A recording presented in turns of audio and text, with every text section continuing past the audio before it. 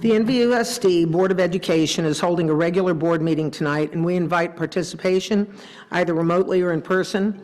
Directions on how to participate via Zoom are available at nvusd.org/board. The open session part of the meeting will begin around 7 p.m. Next, public comment on closed session items. Before going into closed session, the board is available for public comment on closed session agenda items. Mr. Michaels, do we have any public comment on closed session agenda items? There's no public comment on closed session items. Okay, seeing that there are none, the board will now adjourn into closed session.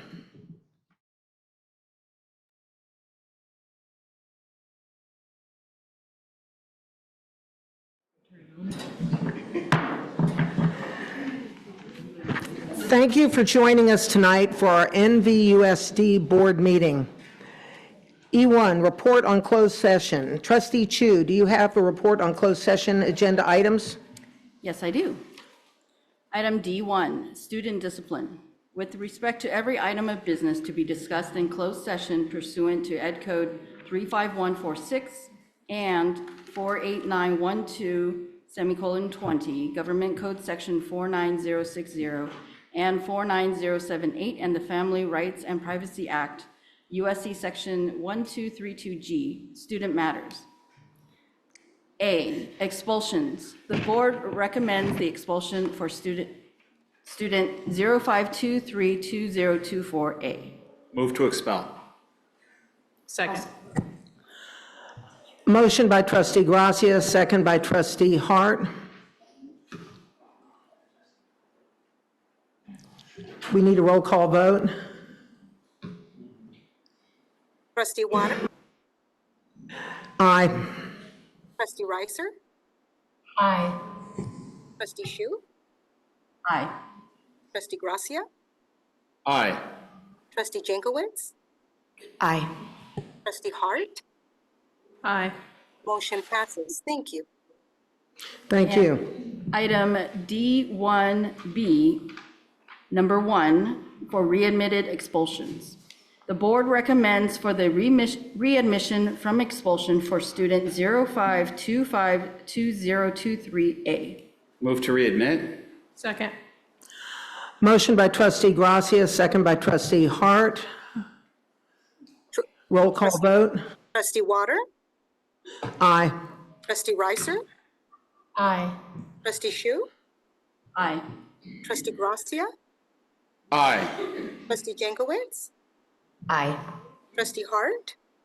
Aye. Motion passes. Thank you. Thank you. D1B2, the board recommends for the readmission from expulsion for student 12142023D. Move to readmit. Second. Motion by Trustee Gracia, second by Trustee Hart. Roll call vote. Trustee Hart? Aye. I'm sorry. Trustee Water? Aye. Trustee Reiser? Aye. Trustee Shu? Aye. Trustee Gracia? Aye. Trustee Jankowicz? Aye. Trustee Hart? Still aye. Motion passes. Thank you. Thank you. And D2A, personnel. In closed session, the board took action to approve the following staff recommendation effective the 2024 to 2025 school year. On a motion by Trustee Gracia and second by myself, the board voted 6-0 to appoint Dr. Monica J. Reddy to the position of Assistant Superintendent of Instructional Services. The votes were Trustee Water, aye. Trustee Reiser, aye. Myself, aye. Trustee Gracia, aye. Trustee Jankowicz, aye. Trustee Hart, aye. And Trustee Gonzalez-Mars was absent. Thank you. Great. And Dr. Reddy's in the room tonight. We want to congratulate her as she transitions.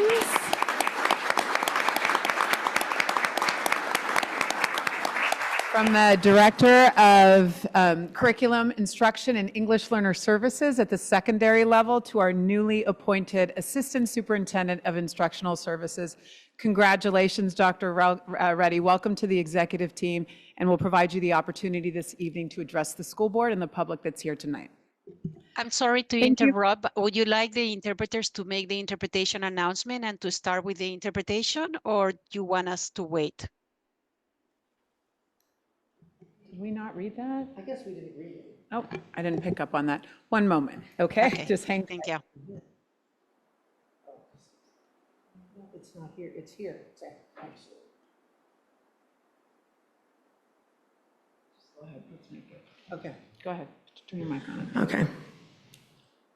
So this meeting is live streamed and recorded via Zoom and will be archived in the district YouTube channel. For detailed review of any meeting agenda item, the archived video can be referenced on the district's webpage at nvusd.org. The process for public comment can also be found on the district's webpage. Go ahead, Dr. Reddy. Thank you, President Water, trustees, and Student Board Representative McGrath for entrusting me and the Instructional Support Services team with the heart of the organization, the teaching and learning that happens within our schools. It is a gift to continue to serve the community that raised me personally and professionally. First and foremost, I want to thank Assistant Superintendent Dr. Andrew Jennings, for helping me transition from site to district leadership 3 years ago and giving me the opportunity to collaboratively impact our secondary schools over the last 3 years. I'm excited to continue to serve American Canyon and Napa alongside a veteran executive team. Thank you to Superintendent Dr. Rossana Musetti, Dana Page, and Ram Mangwala for welcoming me to the team. I'm grateful that over the past 6 years, they have set the conditions for the instructional team to successfully support our students, staff, and families, and I look forward to learning from and working with them. Thank you to the Instructional Support Services team for their trust and support throughout this process. I'm excited to strengthen the Instructional Services team as we prepare to implement a new vision with strategic goals for student learning and achievement that I believe were created in an inclusive and collaborative nature and will help prepare the NVUSD students for their future. I would like to take this opportunity to thank my family. It is a true gift to share the passion of educating the future generation with my husband, Chris. His partnership and support makes serving in this role and all previous roles possible. I am grateful for our children, Addison and Hudson, who have been patient and gracious as they constantly share their mama with our educational community. And thank you to my in-laws and parents for instilling in both of us a deep sense of community and the value of education. Their support and love in raising our children alongside us makes serving in these roles possible. And last but certainly not least, thank you to my older sister who paved the way as the first female in my family to go to college and who is always my biggest champion. I am full of joy and excitement to continue to serve the Napa Valley Unified School District. I cannot wait to visit the sites and learn more about our school communities and as we close out the school year and look to 24-25. Thank you. Thank you. Dr. Reddy. You're not going anywhere yet. Would you please lead us in the flag salute?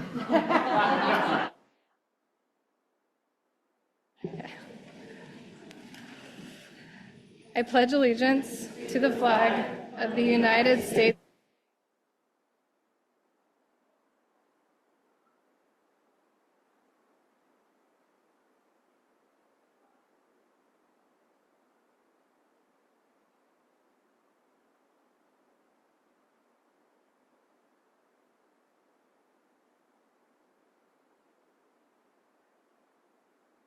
E4, approval of agenda. I need to make a few changes. I need to move J2A to just before F and pull F1, I4B, and K4C.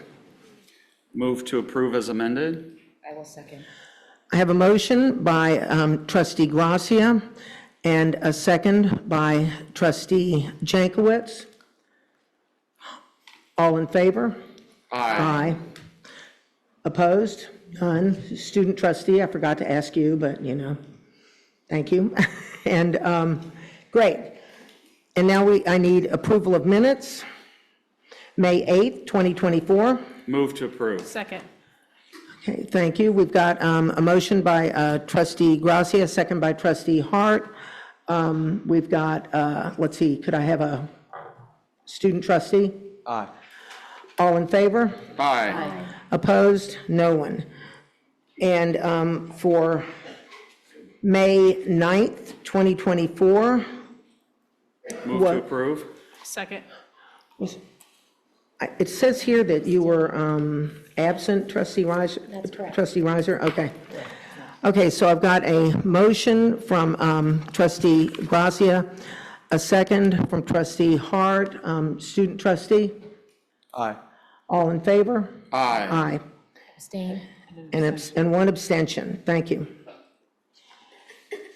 Okay, recognition of visitors and employee organizations. Dr. Musetti, do we have any visitors in attendance? I think we have a lot of visitors in attendance this evening.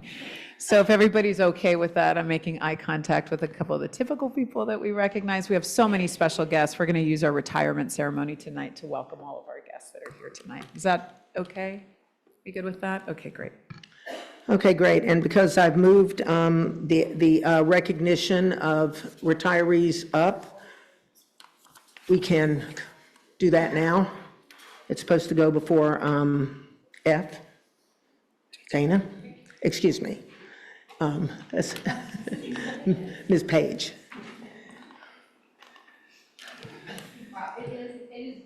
To see so many people here tonight, and we are super excited to honor our retirees. I think there's a lot of energy and excitement. You can feel we're a little slightly off our game because we're so excited to have you here tonight. This is a great time of year. It's a busy time of year, but as we approach graduations, which is I think the highlight of the year for our high schools. For me, this is the highlight of the year. And it holds the same sort of level, I think, of poignancy and importance as far as noting that this is both kind of an ending for many of our retirees and a beginning of new things to come and new adventures to have. And we are equally as proud of the accomplishments that you have had as employees. For some of you, we have a range of tenures here with the district, anywhere from a short time period of about 7 plus a little bit of a few months of years, 7 years plus a little bit more, which means that maybe you came to us after a lengthy career somewhere else and brought a lot of wealth of experience and wisdom here to the school district. And so I'm sure doing wonderful things while you're here and bringing that outside experience into our system. And then we have people who have served for close to 40 years. And so knowing that you've probably grown up here professionally and devoted an entire career to serving the students in public education and primarily here in the Napa Valley. So we appreciate you so much. And I just want to acknowledge our 45 retirees that we are celebrating this year, many of whom are here tonight. Most of them are teachers this year, but we also have paraeducators, a student campus and safety specialist, administrative assistants, custodians, accounting specialists, technology specialists, warehouse and delivery specialists, many skilled trades workers, bus drivers, LVNs, and we have several administrators who are represented among our retirees this year. Again, you guys have brought countless years of service and made lasting impacts on so many students. Our students go on to do great things, and it's because of the support and because of the wisdom and because of the great skill and care that you bring to them for these many, many years. So I want to sincerely thank you for the countless hours you've devoted in classrooms, on campuses, in buses, in offices and workshops. Your unwavering commitment to education has left an incredible legacy within our school district. And just like many of our graduates, sometimes they go off and sometimes they come back in new capacities, like they graduate and come back as teachers, they come back and work in our system.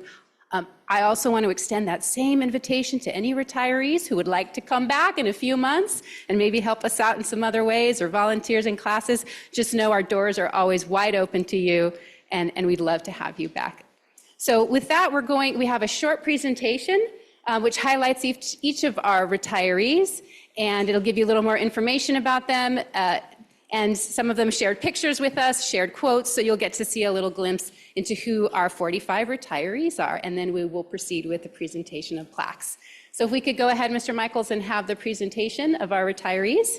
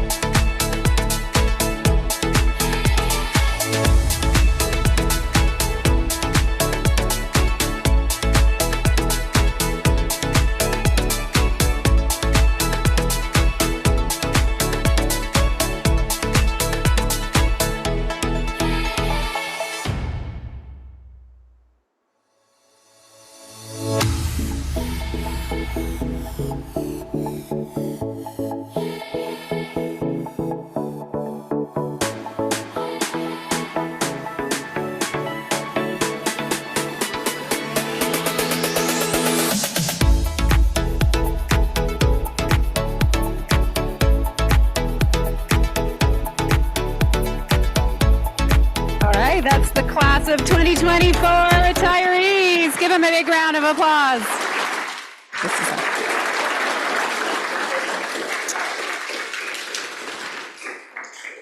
All right, so we are ready to distribute the plaques, and I'm so happy that so many of you were able to make it here tonight. If you snuck in and didn't RSVP, then I hope I caught you and got your plaque ready. If not, my apologies, but we'll come up and have you take a picture, and then we'll get you your plaque. But what we're going to do is call you on up here, hand you your plaque. Of course, we had to have a photo opportunity. And we'll give you a big round of applause when you come up here. So again, thanks for being here tonight. And we would like to begin with, these will be in alphabetical order, just in case you want to ready yourself. Paul Brichard. Paul Brichard, math teacher from Vintage High School.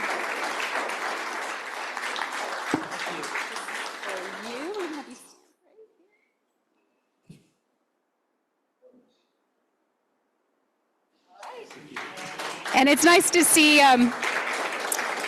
some couples taking this plunge together. So next we have Kelly Brichard. Come on up. Kelly is a teacher at Willow Elementary School.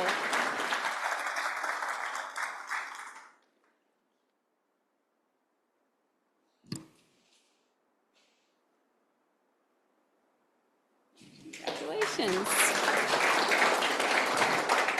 All right, and next we have a teacher from Bel Air, Jennifer Burns. Jennifer.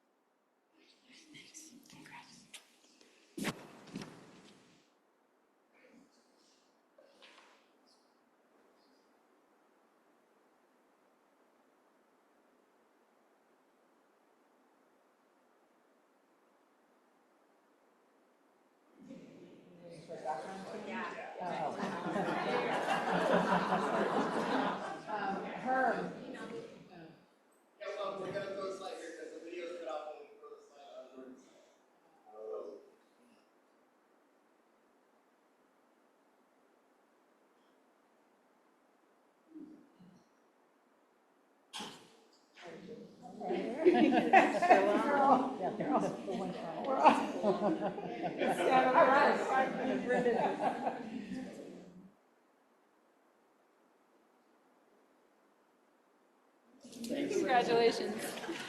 All right, congratulations, Jennifer.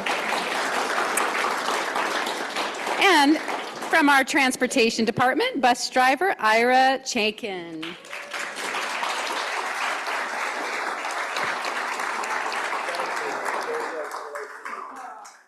You know I'm always happy to see you. I am.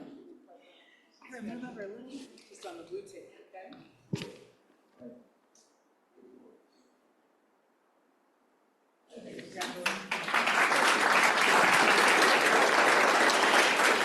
And next we have our Director of Student Services, Marianne Christofferson.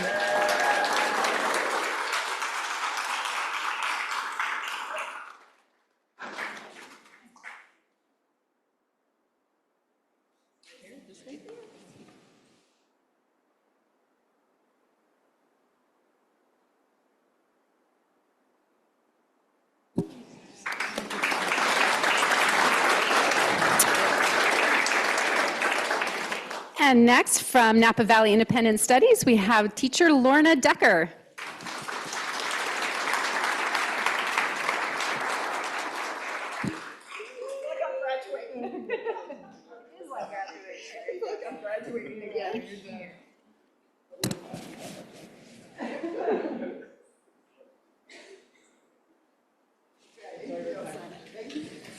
All right.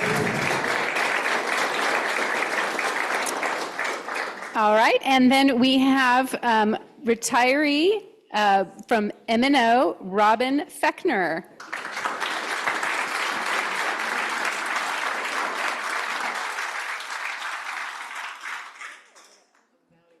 Thank you for all your service.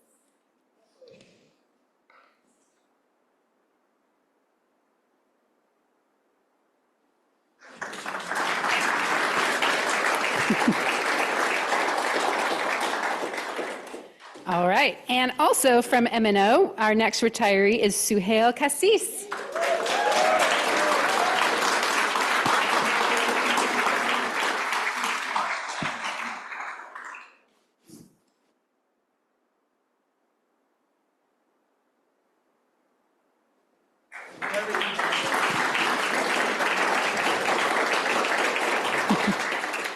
And from Willow Elementary School, we have Lori Lou Kenma.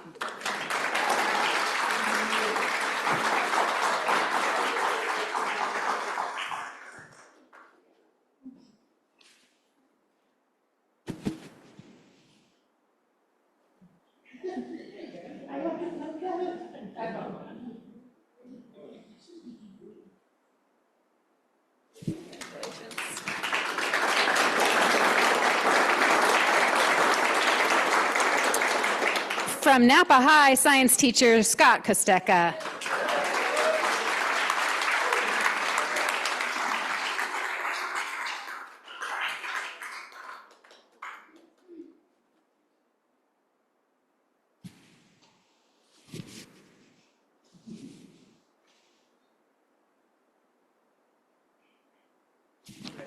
Congratulations.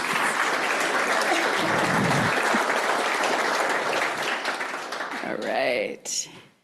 And didn't bring my glasses. This is a challenge.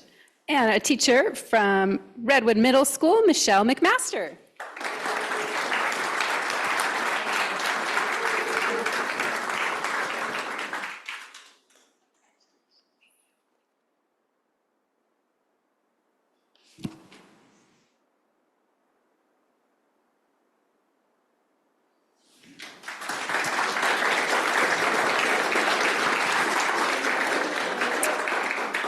From Napa High School, art teacher Melinda Miller.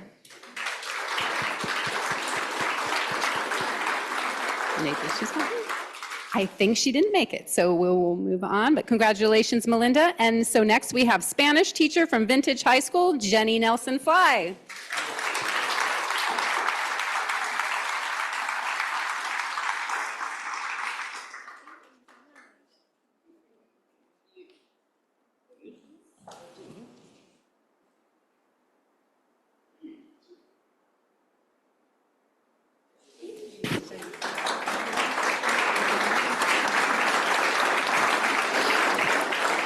Okay, and we have from Redwood Middle School, social studies teacher Gary Markovich.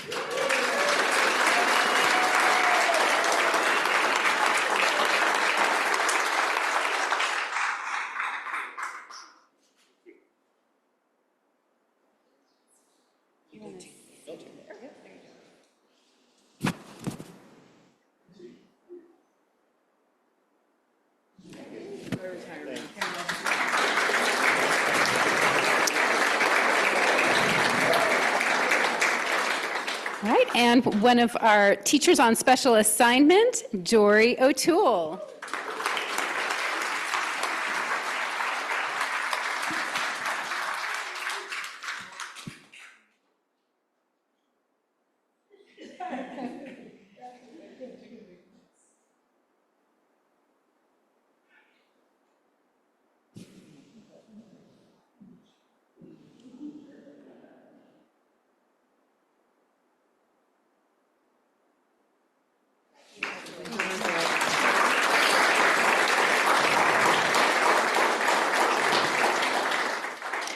Assistant Superintendent Mike Pearson.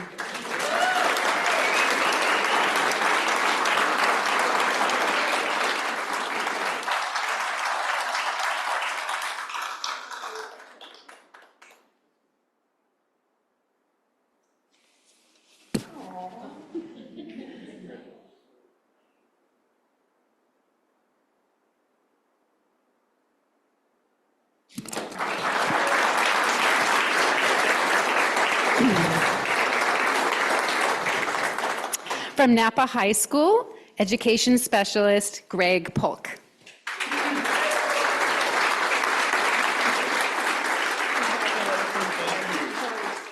Thank you.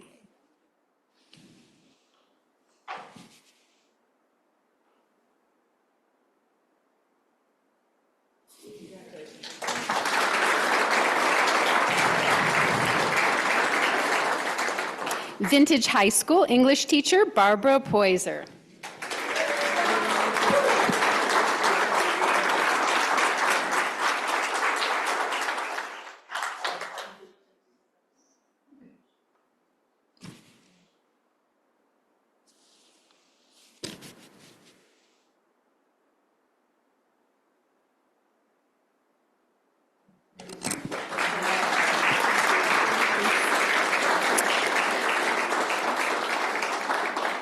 From Napa High School, accounting specialist Jenny Pratt. Jenny here. Congratulations, Jenny. Executive and board assistant Julie Pressey.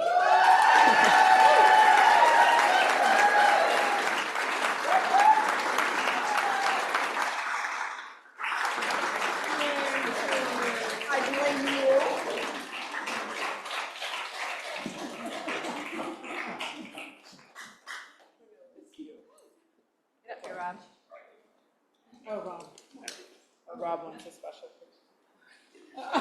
Can I get in right here? Right in the middle. Just a little bit over this way.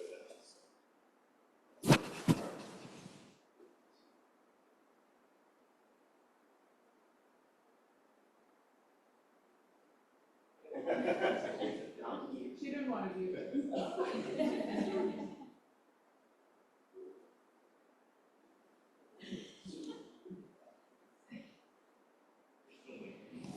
Thank you.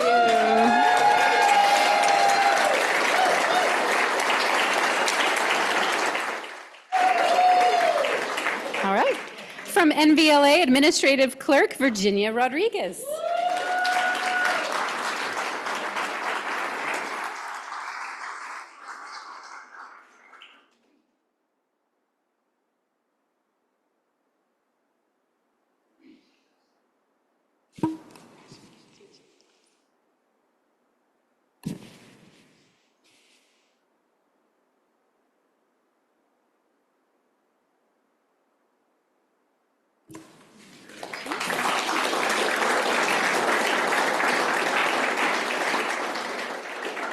From Vintage High School, we have social studies teacher Michael Reich.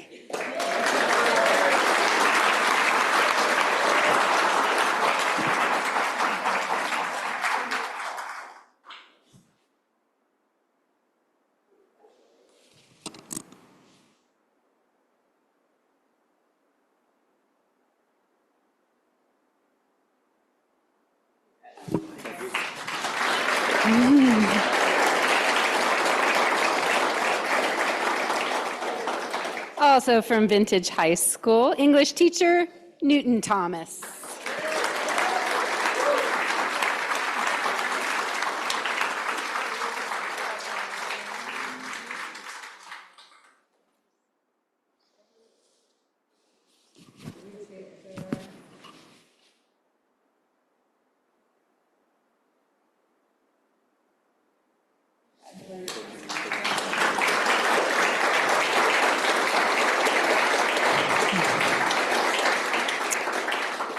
From Vichy Elementary School, we have Beth Torres.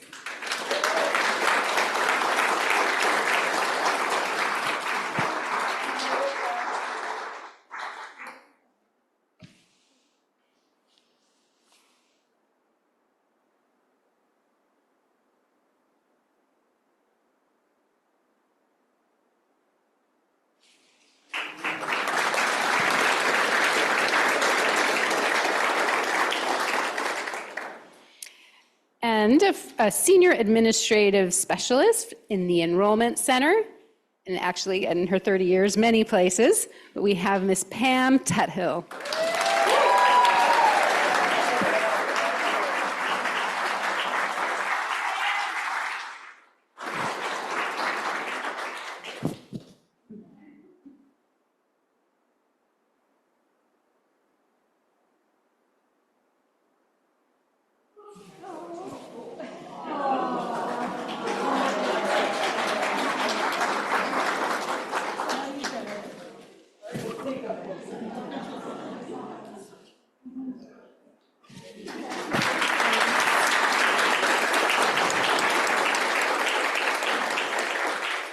I hope she's here. I have Lori Yoder, Administrative Assistant from Northwood. Did I see her in here?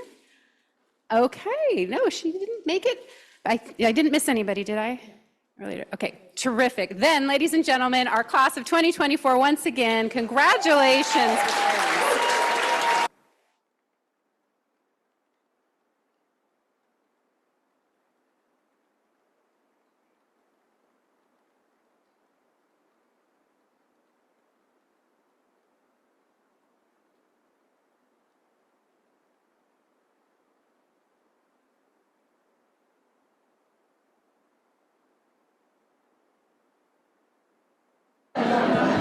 No, you don't. But thank you so much for everything you did for us.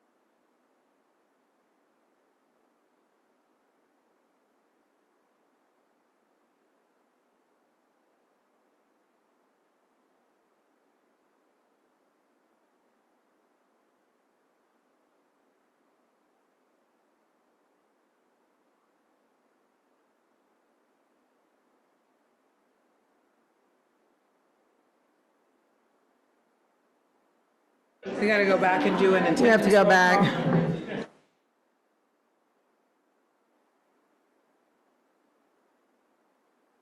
call. Okay, we're going to go back, and we're going to go way back, and we're going to take an attendance roll call. Did Vera hear that? Yes. Attendance roll call, Student Board Member McGrath, Present. You want to? Trustee Water, She's here. doing it. Present. Trustee Reiser, Present. Trustee Shu, Present. Trustee Gracia, Present.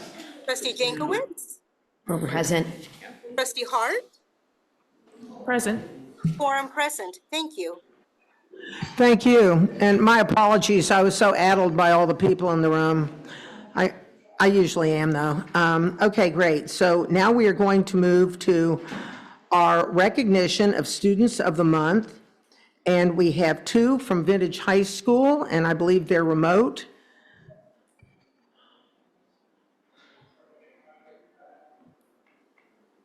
We're here. You're there. Are you ready for us? We're ready. Okay, thank you, President Waters. Good evening, Dr. Musetti, President Waters, and the Board of Trustees. I'm Jessica Hutchinson, the principal at Vintage High School, and I thank you for this opportunity to recognize our Vintage High students this evening. I'm proud to introduce two seniors, Taylor Luritzen and Adam Drosovitz. I believe Taylor is first.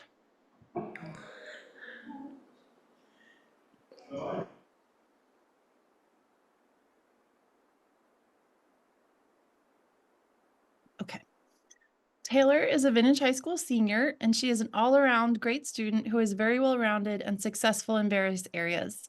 She has taken advantage of all that Vintage has to offer, including academics, athletics, activities, and the arts. Over the last 4 years, she has taken numerous honors and advanced placement classes. Taylor is a strong student athlete who has been on the varsity softball team all 4 years at Vintage, and her team won the Vine Valley Athletic League pennant recently as league champs. Congratulations. She has also been a part of our FFA and Ag program at Vintage. In addition to FFA, athletics, and her strong academics, Taylor was also in AP Studio Art this year and recently submitted her portfolio to the College Board for review. After she graduates, Taylor will attend Santa Rosa Junior College, where she will play softball. She's interested in pursuing a path related to business and ag science after Vintage, specifically in animal science. Taylor exemplifies what it means to be an engaged and thriving Vintage Crusher student. Congratulations, Taylor.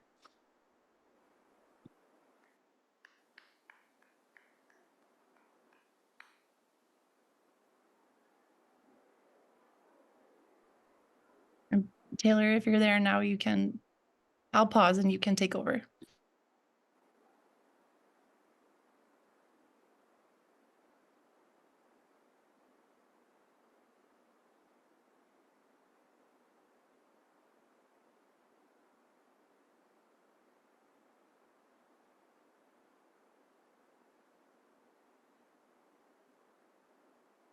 Is Taylor on?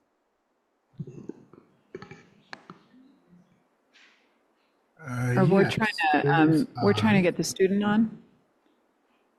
She was on. Let's see if she can come back over.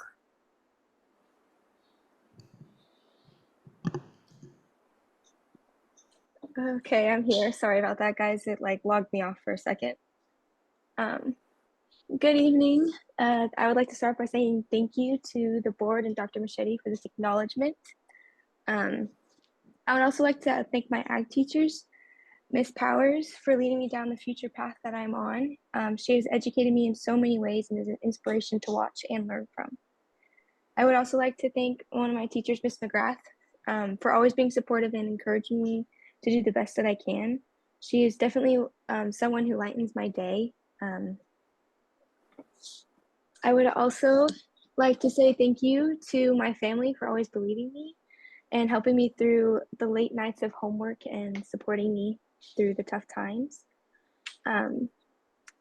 Vintage is a very well-rounded school, and it has always allowed me to succeed in whatever aspect that I've wanted. I love how much everyone is always there to help you no matter what, and students always have a direction to go and someone to guide them there. It's truly a great place and very inspirational. After high school, I plan to attend Santa Rosa, where I will be getting my general education done and continue playing softball. I want to get an associate's degree in business and look into their Schoen Farm program, focusing on animal sciences. I'm leaning towards the career of veterinarian science. I have maybe an internship lined up for this coming summer. And I would just like to say thank you again for this amazing acknowledgement.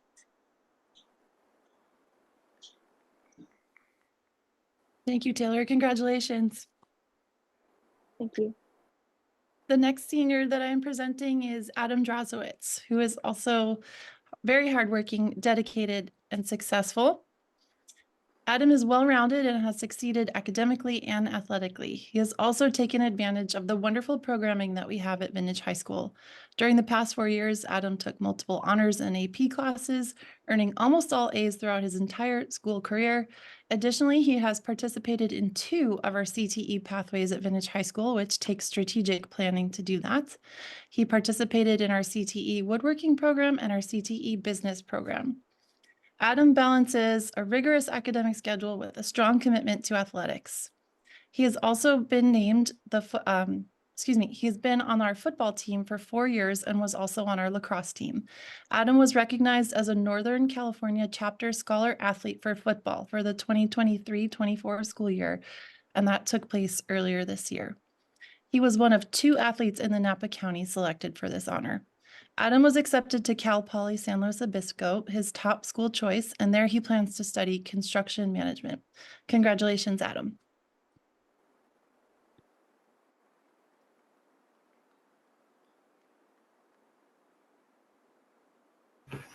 Thank you. First, I want to thank Dr. Machete and the board for acknowledging me for the Student of the Month award. My family also deserves a big thanks since they are the ones who have had my back for these past 4 years. I also want to thank Coach Leach because he's helped me through all 4 years on and off the field as a teacher and coach. I'd also like to thank my math teacher, Mr. Merkner, for always answering my questions and helping me with any problems I might have had in his class. And lastly, I'd like to thank my English teacher, Miss Poiser, for taking the time to help me learn and grow as a student in my final year of high school.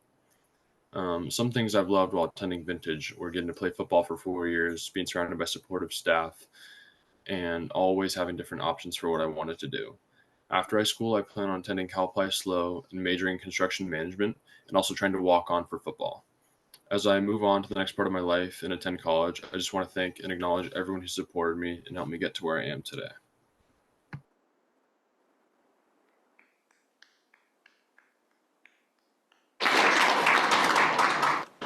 Thank you, Adam and Taylor, and thank you, Principal Hutchinson.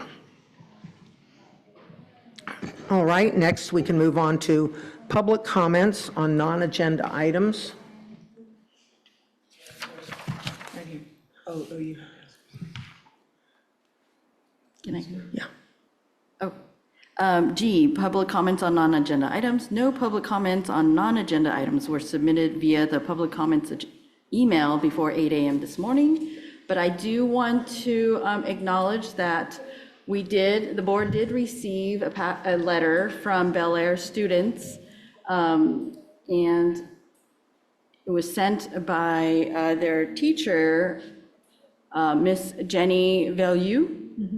And I wanted to thank them for sending their letter to us. They were advocating for perhaps having more lessons on equity before they get to high school and learn about the ethnic studies program. So I wanted to acknowledge Ariana, Lola, Kat, Anthony, and Tucker for sending in their letter. Great job in the research. Thank you. And do we have any online public comments for non-agenda items? There are no public comments online on agenda items. Thank you. And we do have someone in the audience who would like to speak, and that is Vivian Finster.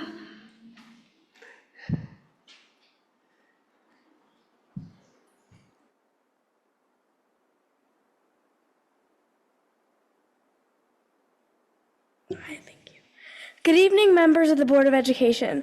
I am Vivian Finster, a 6th grade student at Browns Valley School. I'm here tonight with a simple yet vital plea to transition our breakfast bags from single-use plastic to reusable or compostable alternatives. Each day, our school alone churns through about 500 to 600 plastic bags. Over a year, that's a staggering 90,000 bags. If you multiply that across all the elementary schools and middle schools in our district, we're looking at approximately 1.3 million bags destined for landfills. I've collected 76 signatures to support this initiative. Currently, Nosh Napa is piloting a program at Snow that uses reusable produce bags for breakfast bags instead of single-use plastic bags. I encourage NVUSD to adopt this program district-wide. You have an opportunity to make a significant difference in reducing plastic waste and safeguarding the planet to ensure our future. The potential impact of this transition is immense, and I urge you to evaluate it for our whole school district. Thank you for your time. Thank you.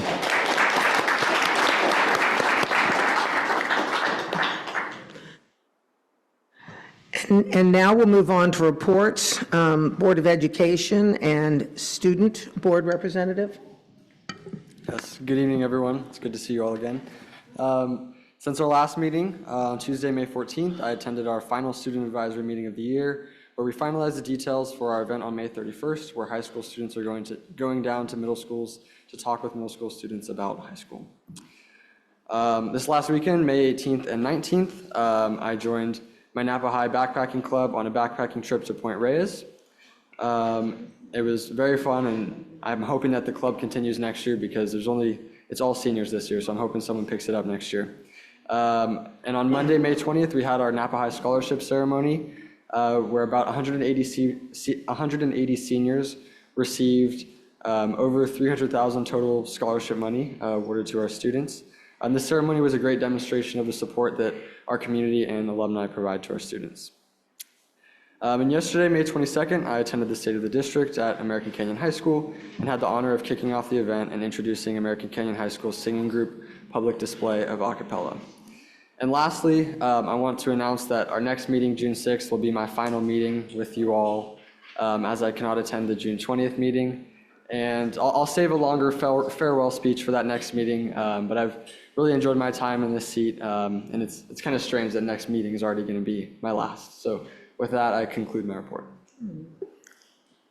Thank you. All right. Good evening, ladies and gentlemen. Just a quick update on a few things I've been doing in the last couple of weeks. On the 15th, we had the Board Advisory Curriculum and Student Support Committee meeting that I attended remotely from San Francisco, which was interesting on Skype or on Zoom. On the 17th, I actually got to attend the ALPS presentation at Pueblo Vista, where they did a version of Shark Tank, where the kids invented an invention and then had a presentation to a group of sharks and had to convince them whether or not to invest in their invention and answer questions and choose from different offers of money, which was really cool. I thought that was great. Yesterday, again, the State of the District meeting of American Canyon High School. I want to be the first, although I know Robin will say it more eloquently, I want to be the first to congratulate Dr. Pat Andrew Jennings and Dr. Monica Reddy on the completions of their doctorates in education. So big cheers for both of you.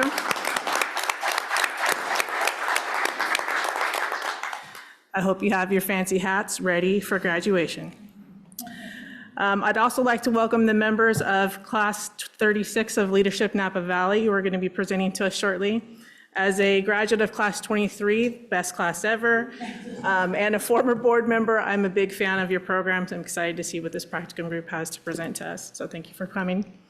And then finally, I'd like to thank the retirees that we recognized earlier tonight. I'm super jealous. I have many years to go before I get to retire. But I'd like to say to them that their years of service and dedication to the education and care of our children is so greatly appreciated. You've made the difference in so many of their lives. Thank you. That concludes my report. Thank you. Good evening. I would like to acknowledge and congratulate Dr. Andrew Jennings and Dr. Reddy. This is more than solely an academic achievement. It is an act of dedication to advanced learning. It is a sacrifice in time for the benefit of the greater good. It's a personal journey and one that takes commitment, self-belief, and perseverance. And life doesn't stop while you're getting your doctorate. So you both have high demand jobs, and you made the choice to balance your commitment in order to achieve this lofty goal. And we are exceptionally proud of you. So congratulations. And Dr. Massetti, Mr. Mangwala, Trustee Chu, Reiser, and I all attended the Taste for Knowledge, a fundraiser for public education hosted by the Napa Valley Education Foundation, and it was a fantastic evening. We thank Jennifer Stewart and her team for their continuous support of Napa County schools. Over $300,000 was raised to benefit our kids through the foundational programs supported by NVEF. And additionally, the Excellence in Leadership Honor Achievement Award for Nonprofit Excellence was presented to Jennifer at the 9th Annual Heart of Napa Awards. So congratulations to Ms. Stewart. I attended the facilities planning dinner with our parent leaders, and it was rewarding to hear the level of understanding and commitment displayed by our parents.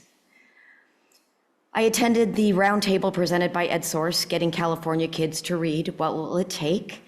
And I attended the webinar hosted by CSBA, May Revise Prop 98 Under Siege. That was very good. I attended the Delegate Assembly in Sacramento, hosted by CSBA. Trustee Gracia is a director, and he hosted a small group discussion on pertinent legislative issues. We had large group presentations and then broke into our policy groups. I'm on the Fair Funding Committee, and we discussed the governor's budget as it related to specific questions that had been previously provided. Delegates from various districts were all given the same set of prompts, which led to very diverse discussions. We all attended the State of the District event at American Canyon, and it too was a fantastic event. I felt very NVUSD proud after hearing what has been accomplished, our commitment to the future, and the opportunities that are before us. The videos told a story, were beautifully executed, but gave context to the work being done to establish a progressive and comprehensive new strategic plan and vision. Our 2 student board representatives were a tremendous example of what we do right at NVUSD. Thank you to everyone that contributed to the 70,000 pieces of data collected for that work. I attended NCOE's Most Excellent Staff event, but I will defer to Trustee Chu as the Teacher of the Year is in her trustee area, but congratulations to all the honorees. And yes, I want to mention that this evening we did get to celebrate all the employees that have decided to retire, and tonight was to celebrate their time with NVUSD and the opportunities before them. So thank you very much to all of those honorees. And that concludes my report. All right. I too wanted to recognize all of the many years of service from our many employees who have retired tonight. And then on the 14th, I did attend the facilities dinner with the community. The 15th, curriculum meeting. 17th, I had the CSBA Board of Directors meeting. And then the 18th and 19th were CSBA Delegate Assembly. And then on the 20th, I met with Christopher Cabaldon, who was running for State Senate, and mentioned to him the governor's maneuver and how we believe that it's unconstitutional. And then on the 21st, I attended the F&T meeting, and then the 22nd was also the State of the District. And that concludes my report. So as Trustee Jankowicz said, I attended a few events with her, so I won't repeat those. But in addition to those, I did have a meeting along with Trustee Reiser and Dr. Musetti and Director Marianne Christofferson. We talked about school resource officers in American Canyon schools with Sheriff Oscar Ortiz, ACPD Chief Rick Greenberg, and representatives from the City of American Canyon. It was really insightful to really hear about their perspective on how SROs are actually they're not really selected. They self-select to be in those roles, and there are definitely very good training that they are provided, and we got a lot of information from that meeting. So thank you very much to all those who put on that meeting for us. Also on the 16th, I attended the Alps Showcase at Canyon Oaks, where all 3 elementary schools of American Canyon presented projects. Thank you to Director Matt Manning for inviting me to that event. I always love seeing what the elementary school students are doing, considering I'm no longer there. And speaking of elementary school, as Trustee Jankowicz said, our county Teacher of the Year came from Canyon Oaks, Miss Elizabeth Corey. And actually, my older son had Mrs. Corey, and I can 100% guarantee that she is very well deserving of this honor, and I wish her the very best of luck as she goes for the state competition. I will be writing a letter for her. And thank you all very much for all of the retirees. I know it's a lot of work at all levels to make sure our students are safe and learning, so really appreciate all that you do. And that concludes my report. Okay. Since I was not able to come on the 9th, I will report that I did attend the special board meeting on May 8th. On May 10th, the Napa Valley Education Foundation Taste for Knowledge event was a beautiful community gathering. Curriculum and Student Support Committee meeting on the 15th. And the meeting with Sheriff Ortiz and Chief Greenberg, as Trustee Chu said, gave us a lot of insight into the SRO program in American Canyon. On May 18th, I had the privilege of attending a collaborative performance between Napa Valley College and the Napa High Chamber Choir. They put on a show called Considering Matthew Shepard. That was an incredibly moving 90-minute with no interruption, collaborative, modern choral piece. It's an example of the amazing kinds of partnerships and collaborations that we have with Napa Valley College. I think it was a part of the dual enrollment layer that we're adding with the chamber choir, I believe, because it was the second collaboration, and it was just really amazing to see our high school students and the college chorale singers, who some of them are traditional college age, and then some adult college students, and also Mr. Duncan Cooper, the soon sadly to depart from Napa High Choir Department teacher, joined his students in singing and performing, and I guess it's logical, but I did not realize the pipes that man had. So a special shout out to Duncan and his amazing solos. The next night was my final Napa High School Singing in the Spotlight show, which is run by the a cappella group that my daughter participates in, and it's always it's sort of a singing talent show where choir kids and non-choir kids alike can come and do duets and group numbers. And there was, the first I've ever seen this, a kazoo duet that was very moving. The State of the District event was a beautiful demonstration and way to share with our community all of the hard work happening in our district. So many thanks to everybody in all departments that helped put that together. And I'll end with just echoing the congratulations to our retirees, and many thanks and much gratitude for their hard work. And a congratulations to our two retirees in the room, Assistant Superintendent Pearson and Director Christofferson. We're going to miss you. Thank you so much for your service. And I will end with my own congratulations to Doctors Andrew Jennings and Reddy. Congratulations. Thank you. Well, I was out of town for a week. I went to Virginia, where I was amused to see that some areas are restoring they're renaming their schools after Confederate generals. Oh. Just to show who's boss. And on the 21st, I met with my usual meeting with Dr. Massetti. I poked my nose in at the Layla Career Fair over at Napa High.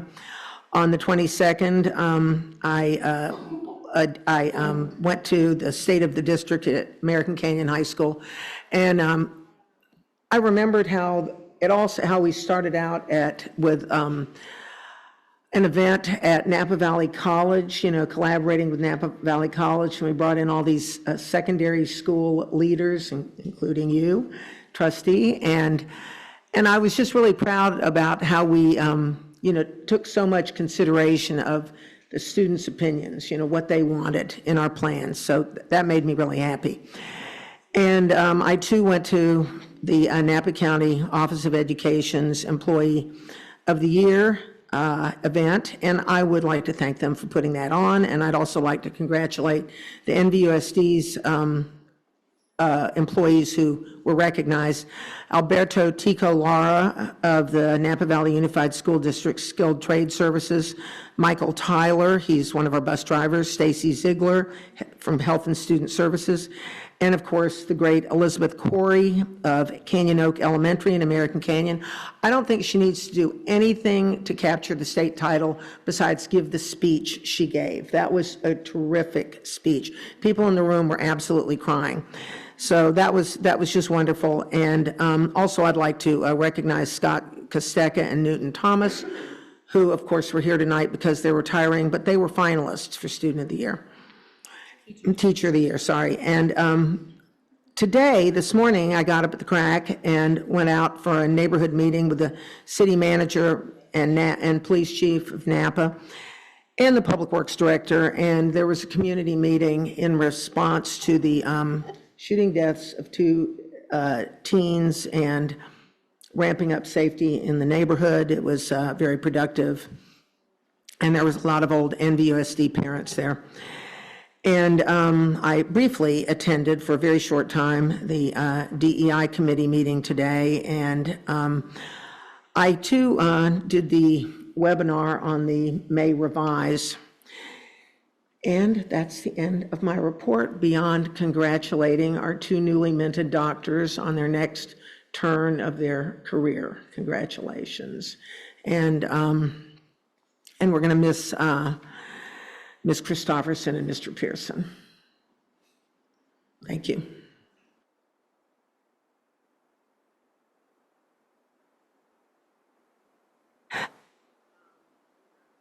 Board representative reports, Special Education Community Advisory Committee. Yes, we just met on Monday where the participants discussed the disability awareness presentation from NCOE, and there was additional discussion on how we can bring increased disability awareness onto our school campuses. And of course, our wonderful NVUSD Special Ed Director, Terry Len Rossetti, gave a really good overview of what happened this year for the preschool and middle school special education program. And that was the bulk of our discussion. Thank you. City of American Canyon Liaison Reps, Lisa Chu, Eve Reiser. We have not met. City of Napa Liaison Representatives.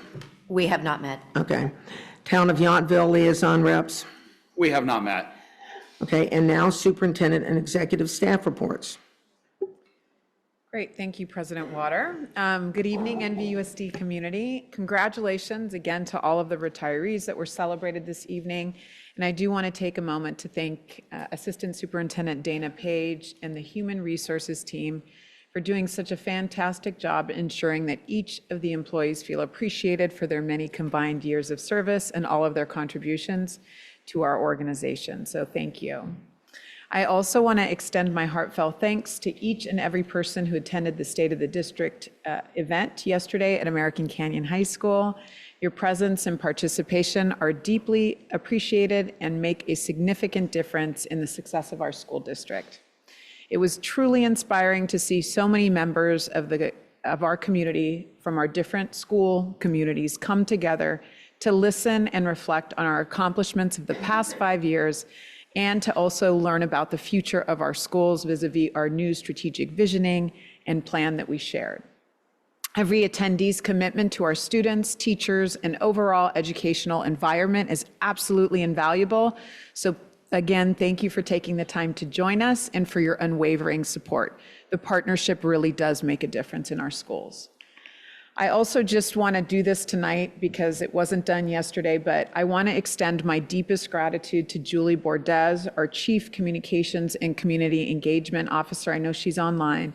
I want to thank her and recognize her for her exceptional work in organizing the State of the District event, Her dedication, this has been months and months of meticulous planning, and all of her hard work were evident in every detail in the event. And it would not have been such a success if it wasn't for her hard work and efforts. So thank you, Julie. I want to extend that gratitude to our full communications office team, which of course includes Director Chris Reddy, and then our partnership with Aperture Media. I think Trustee Jankwitz mentioned the videos that were produced. Our entire communications team that extends to our partner demonstrated the ability to bring together our community and create an environment conducive to meaningful engagement by truly telling positive stories about the work that's transpiring here in NVUSD. The seamless execution and the positive feedback from the attendees, some folks came up and said it was the best one yet, are a testament to the communication team's professionalism and commitment to ensuring that the community knows about the great work happening here in the school district. And as the concluding video during the event expressed, after an event like yesterday's, I am also very proud to be NVUSD. So I want to recognize that the board made communications a strategic priority area when we adopted our strategic plan a few years ago, And I think yesterday was a manifestation, a culminating sort of accomplishment of our focus on communication and community engagement over the last several years. I also just want to thank all of the other departments in the school district that collaborated with the communications team. It does take a village to pull off an event like that that's online and also in person. Again, everyone ensured its seamless execution. If you missed the event and you're hearing about this now, please take a moment to check it out. It is archived on our district's YouTube channel, NVUSD TV.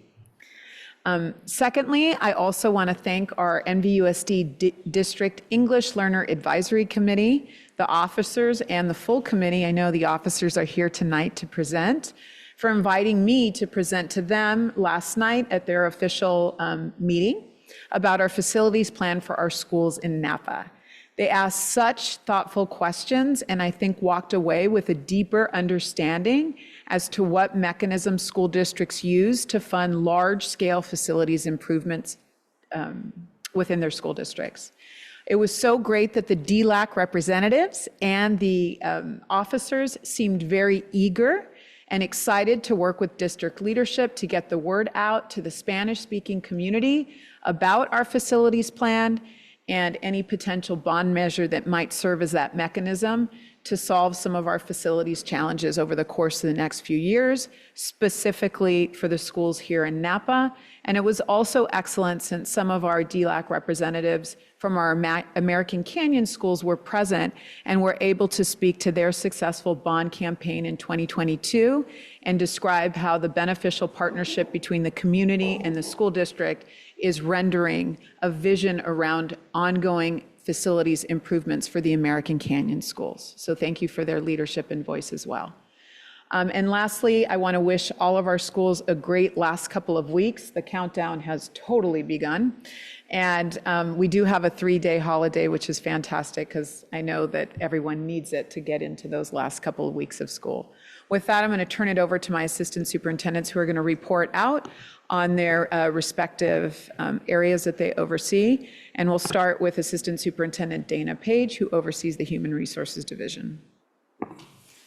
Thank you. Good evening, Dr. Massetti, Board President Water, Board of Trustees, and Student Representative McGrath. I just want to say thank you for the time tonight to acknowledge our retirees, and I do want to thank my assistant Nora Stragoning, who essentially organized everything you saw in front of you, from the reception upstairs to all the plaques, the flowers, that beautiful little swag on the table.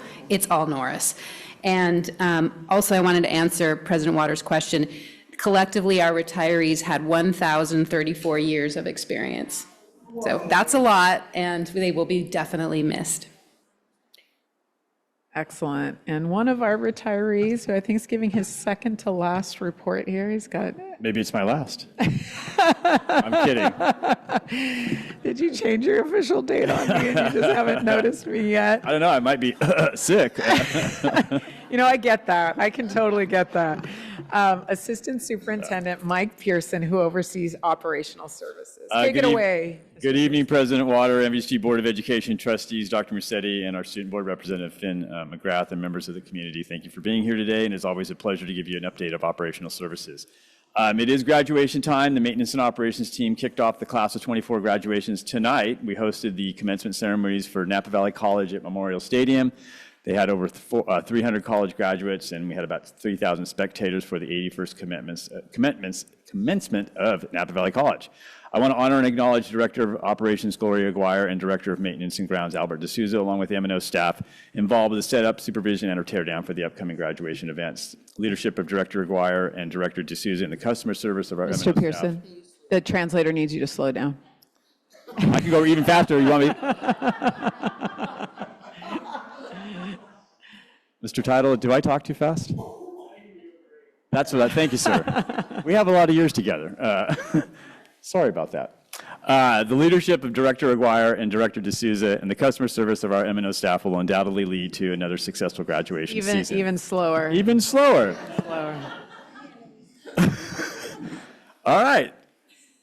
During the month of April 2024, the NVUSD food service passed the 2 million mark. 2 million mark? Yes, they have served over 2 million meals this year. And that is a combined between breakfast and lunch. So looking back, Director of Food Service Kristen Teakhill does not believe our food service program has ever come close to this record number of meals. I cannot be more proud of the entire food service staff for providing healthy, nutritious, and great tasting meals every day for NVUSD students. Congratulations to all. Speaking of new accomplishments, the Maintenance and Grounds Department also achieved a milestone that had also not been previously achieved. Last week, the number of outstanding work orders fell below 500 district-wide, and all trades that work in NVUSD were under 100 open work orders. This is a pretty big deal, considering the age of all of our campuses. This is an important distinction since Director D'Souza has been diligently working with employees to meet this goal. However, staff are currently starting our annual FIT inspection that is part of the School Accountability Report Card, which will undoubtedly and most likely lead to more work orders, Trustee Garcia. So nonetheless, the fact that Director D'Souza and the staff were able to take the work order count below 500 is a great indication that maintenance and grounds employees understand the importance that classrooms, campuses are in the best condition possible for student learning. The Transportation Department recently acquired more trophy plaque hardware at the California Association of School Transportation Officials Northern Section Rodeo, held in late April. Assistant Superintendent Page loves hardware, right? Thank you. There were 73 participants representing school districts from the California-Oregon border to Fresno. NVUSD took home a number of individual driver awards, along with a first-place team award, which included drivers Myron Guzman. And Myron was one of our student interns, if you remember, and he just recently graduated, I think the year before, from Napa High. Andres Oropeza and Kadeem Fortune. However, Justin Binion, our Director of Transportation, was extremely proud that the NVUSD Transportation Department earned a distinction of the Best Represented Award, which recognizes the school district transportation team for its hard work, dedication, positive attitude, and professionalism. So congratulations to all. And I also learned this week that Director Binion came through at the 11th, maybe even the 12th hour to problem solve an issue that was going to prevent a part of a high school field trip from happening. And within 30 minutes, Mr. Binion had dispatched a second bus so that all students could attend the field trip. And I really want to acknowledge Mr. Binion for coming through at the last second like that, because half this class would not have been able to attend the trip, and they had planned it for a long period of time, and somehow we made it happen. So thank you for that. And before I switch to another topic, I would like to acknowledge our bus driver, Mike Tyler, and our glazier, Alberto Tico Lara, who were both awarded Napa County Employees of the Year that was noted earlier today in their respective occupations yesterday. Operations is very proud for these exemplary employees. Before I conclude, I want to also take a moment to celebrate middle school sports season that came to a close during May. Over the course of the past year, our 7th and 8th grade students were able to participate in volleyball, cross country, boys and girls basketball, badminton, soccer, and track, while the 6th grade students could elect to be in cross country, badminton, and/or track and field. Again, student interest was very high this year, and we had over 940 middle school students district-wide who participated in at least one of the aforementioned sports. That's approximately over 200 students per site, which is a fantastic turnout. And also for many of the students, it's their first time to participate in a sport. None of this could have happened without the leadership and support of the district and school site staff. Specifically, I want to acknowledge and thank Drew Herron and Marianne Christofferson, who continuously cleared hurdles so that the school site athletic directors could manage the sports programs at the respective site. And at the middle school sites, without the organization and oversight by the athletic directors, the middle school program would not have been nearly as successful either. So I want to thank Dorothy Gale Ramos at ACMS, Todd Clem at Redwood Middle School, James Weckler at Silverado Middle School, and Randy Golding at Unidos Middle School. All four of these individuals, along with the district administration, did an exceptional job with the middle school program. Thank you, Board of Education trustees and executive cabinet members for your support and providing the necessary resources to give middle school students a much-needed extracurricular activity. And that's it. Thank you for my time. Mr. Pearson. And that can't be your last one, I just remembered, because I have something planned for you on the 6th. So you do have to come back for that board meeting. Okay. I put it on the public record. Okay, all right, good. I'm glad you'll be here. Okay, and next we have Dr. Andrew Jennings. It's been celebrated multiple times, who oversees the instructional division to provide her report. Good evening, President Water, NVUSD Board Trustees, Dr. Massetti, Student Board Representative McGrath, and the NVUSD community. I would like to first just thank you for all of the congratulations, and I'm still getting used to being called doctor, so I really appreciate the acknowledgement, and it definitely is a milestone in my life, so thank you so much for acknowledging that. I'd also like to thank Director Matt Manning and Director Sarah Knox for holding down the fort the previous board meeting, while Dr. Reddy and I were getting our having graduation. So I really appreciate them being here and support and representing the instructional division. I will keep my remarks brief, as later this evening you will hear several presentations from the Instructional Support Services Division, our District English Learner Advisory Committee, or DLAC, President Cindy Ramirez, Vice President Roberto Hernandez, and Secretary Elba Marquez, along with two parent representatives, Carla Gomez and Maria Cristina Ramirez, will share the leadership activities and work of this year's DLAC.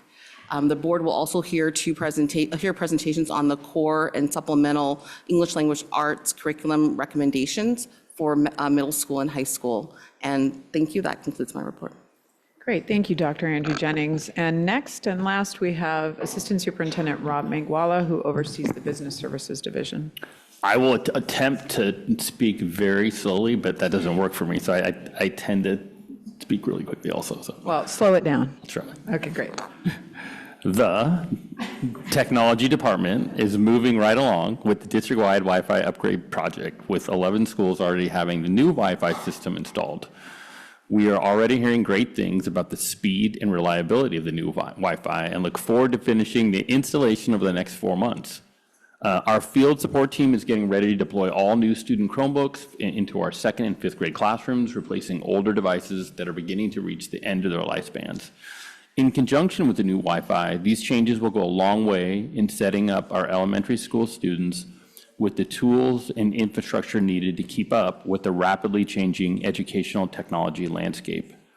Speaking of educational technology, our EdTech team has been busy out at the high school supporting students creating websites for final projects and video editing and creation in Canva. Students have already expressed their excitement around using these popular design software, and we are excited to see what they create. The enrollment team continues to support families as they register for the current year and the 24-25 school year. As registrations for the upcoming year are steadily increasing, we are approaching our enrollment projections for all schools and grade levels.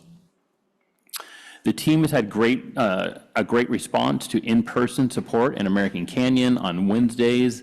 Enrollment staff have been welcomed by the team at Donaldson Way School and will continue to hold in-person support days through the end of the school year.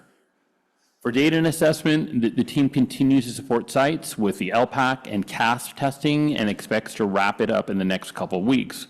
Additionally, the STAR testing window opens up next week, and we look forward to sharing the results of this reading and math screener with the board in June.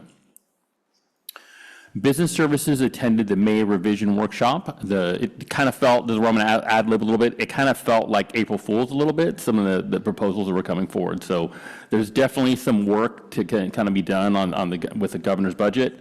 So the May revision, it can be summarized as follows. There was a single year after the pandemic with abnormally large revenues.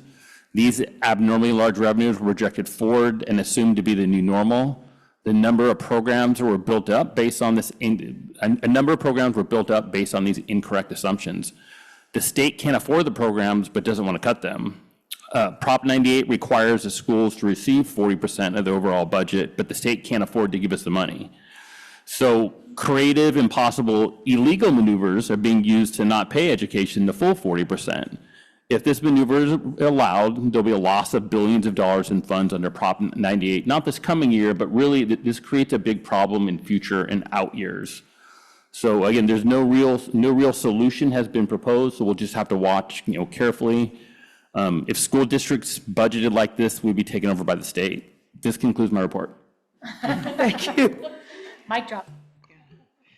Thank you for slowing down, too. I know that was hard to adapt. Yes, especially when you're talking about finance and the governor's budget, but good job. All right, President Water, that concludes executive staff reports. That's it. It includes it.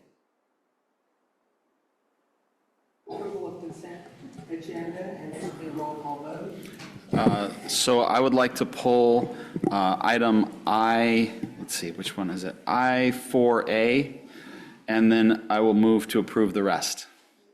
I will second. Okay, hang on, wait, I4A. Yes, the field trips. Yeah. It's under.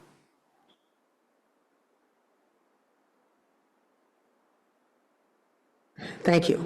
And, all right, so roll call vote.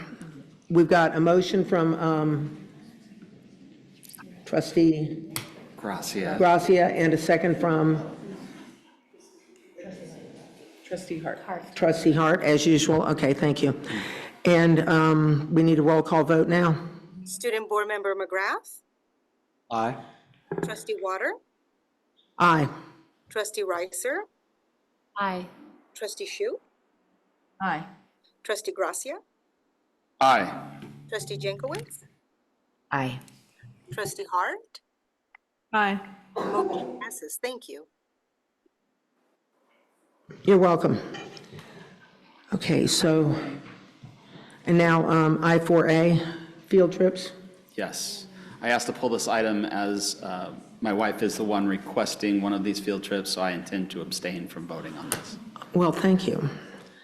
All I'll right. So Motion now we need to to vote approve. on it, and, I'll motion to approve. And I'll second. okay, so we have a motion from trustee Hart and a second from trustee Jankowicz. Roll call vote. Student Board Member McGrath, Aye. Trustee Water, Aye. Trustee Reiser, Aye. Trustee Shu, Aye. Trustee Gracia, Abstain. Trustee Jankowicz, Approve. What did I? My fault. Trustee, Aye. Trustee Hart. Aye. Motion passes. Thank you. Thank you. Okay, and J, presentations and discussion items. Number 1, general services. A, Leadership Napa Valley, Class 36. It has a presentation on school traffic and safety improvement.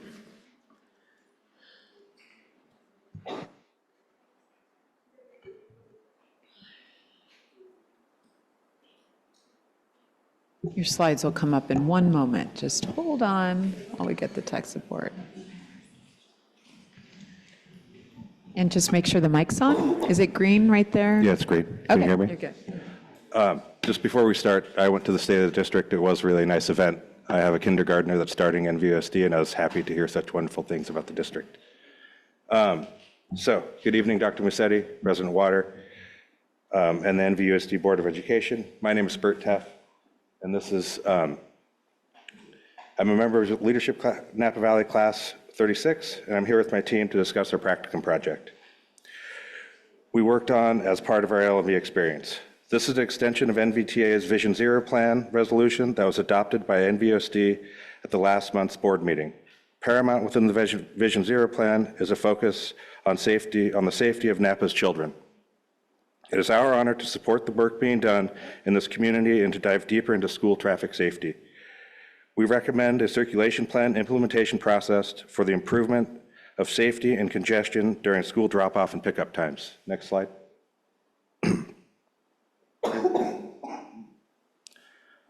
When researching current traffic circulation around school zones in Napa, we noticed 4 key opportunities indicating a need for traffic circulation plans to alleviate congestions and improve safety. They're outdated school infrastructure, chronic congestion, safety concerns, and lack of circulation plans.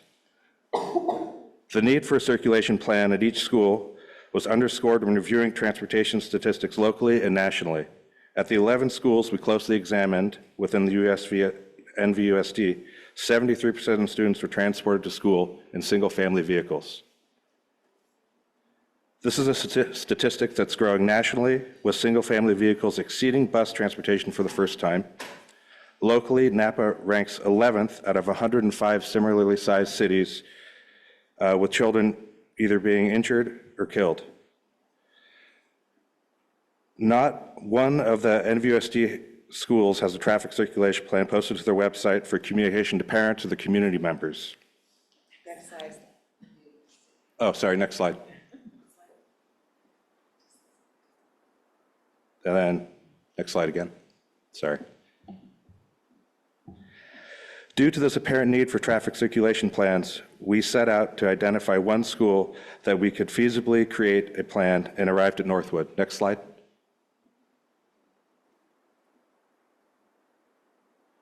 Northwood Elementary. Upon completion, we were able to share our observations and model for implementation at the remaining schools in the NVUSD.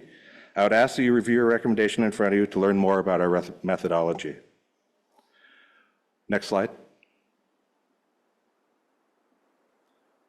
When observing Northwood, we immediately noticed several challenges impacting both child safety and traffic congestion. These include parking violations, crosswalk issues, near misses, and collisions. Next slide.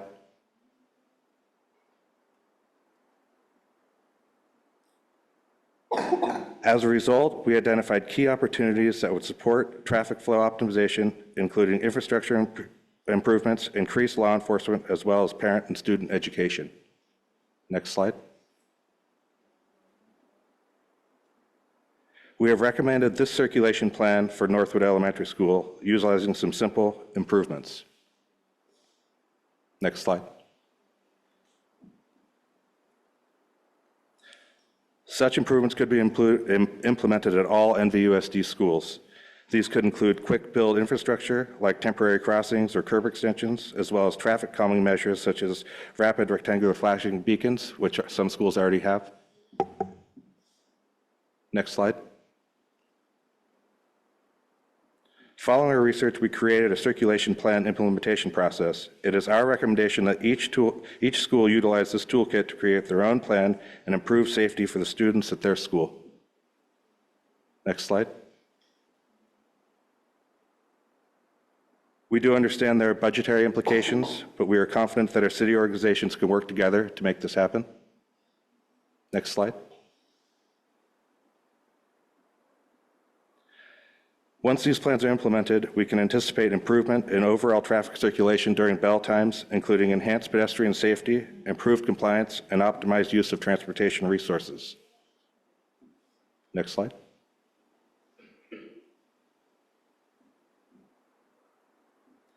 We are confident we can come together as a community to make this happen for the safety of our children. Thank you to the organizations that helped us, and thank you here for your time today. Thank you. Is there any public comment on this? We're going to just stand. There is no public comment on this item. Okay. I have a couple questions. Before you issued this report, how much time did you spend attempting to understand the school budget? If you could come up to the mic. If you could come up to the mic. I believe that children's safety should be paramount to the budget. I see. And how much time then did you spend with Assistant Superintendent Manguala to understand the school's financial situation? Go ahead. As we noted on the budgetary implications of this project, it's going to take more than the school's budget to accomplish this. So we really recommend that NVUSD work with Public Works and other organizations to help accomplish this. Okay. Did you meet with Superintendent Musetti before publishing this report? Yes. We did, and I was grateful for your openness and understanding around our budget constraints, and I think that our conversation was really productive in terms of understanding the need for us to work with other partners to realize efforts that would increase the safety between the point where students leave home and get to school. So thank you for that conversation. That's all I have. Thank you. Good evening. I appreciate your I'm not good at ad-libbing, so I have to write it down. I appreciate your interest in the safety of our students as demonstrated in your analysis. We do and will continue to prioritize assessing safety in every aspect of our students' school day. And as you know, the majority of your requests are under the purview of the City of Napa. So we applaud and encourage your advocacy to the city on behalf of NVUSD. But I do have a request of you. You chose a topic that involves education, and transportation was the original lens, but I encourage you to expand your view. I hope that you will consider meeting with Assistant Superintendent Mangwala or Dr. Mercetti or any of us to learn about the needs of the district, to understand our financial structure and how and the why decisions are made. Because as you take a leadership role in our community, it is important to understand how education works, what resources are available to us, the origin of those funds, and how they can be allocated. There is nothing more important in this community than education. Do we need to dissect safety, affordable housing, climate change, roads, water usage? The list goes on. And how is all this done? It is done by having engaged, civically minded young people. So I hope in your quest for leadership, you will consider becoming stewards of education as well. Thank you.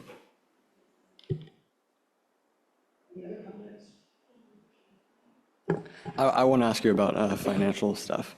I have a question. A lot of your plan here and your example with Northwood Elementary kind of is based on parents dropping off students. Have you guys looked into how a model like this would work with high schools where students are driving themselves and then parking rather than parents dropping off students?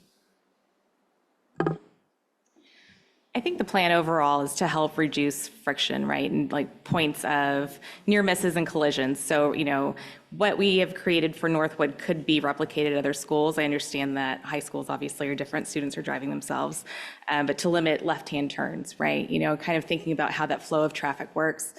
I don't know if you go to Vintage or here at Napa High, but taking a left, trying to get south on Jefferson, you know, can be a little challenging at times, you know, if you're not at the light. So ideally, this would be able to replicate at all the schools.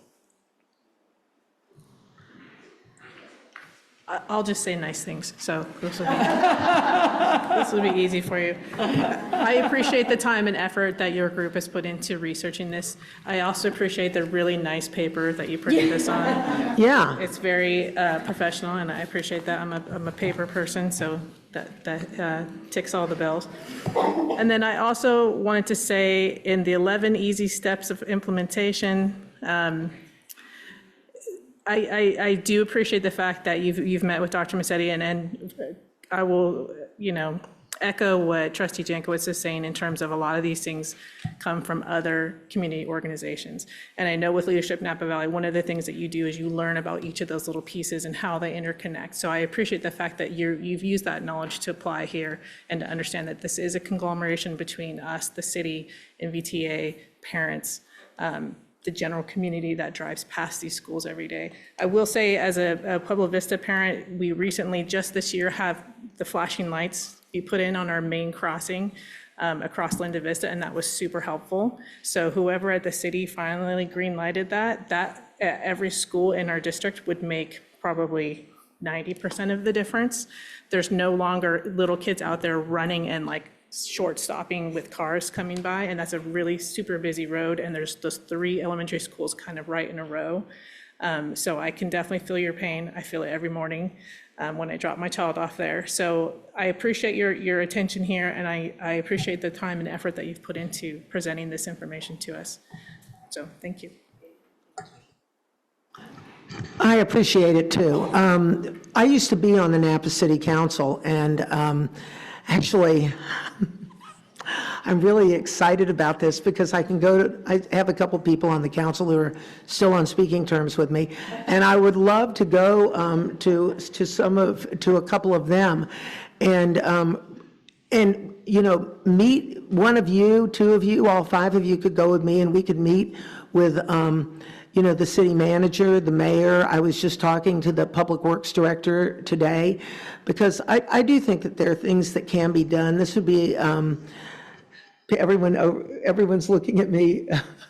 No, I'm not committing any of our money yet, but there are things, but I know that we could work together, and that there are things that a crosswalk really doesn't cost that much.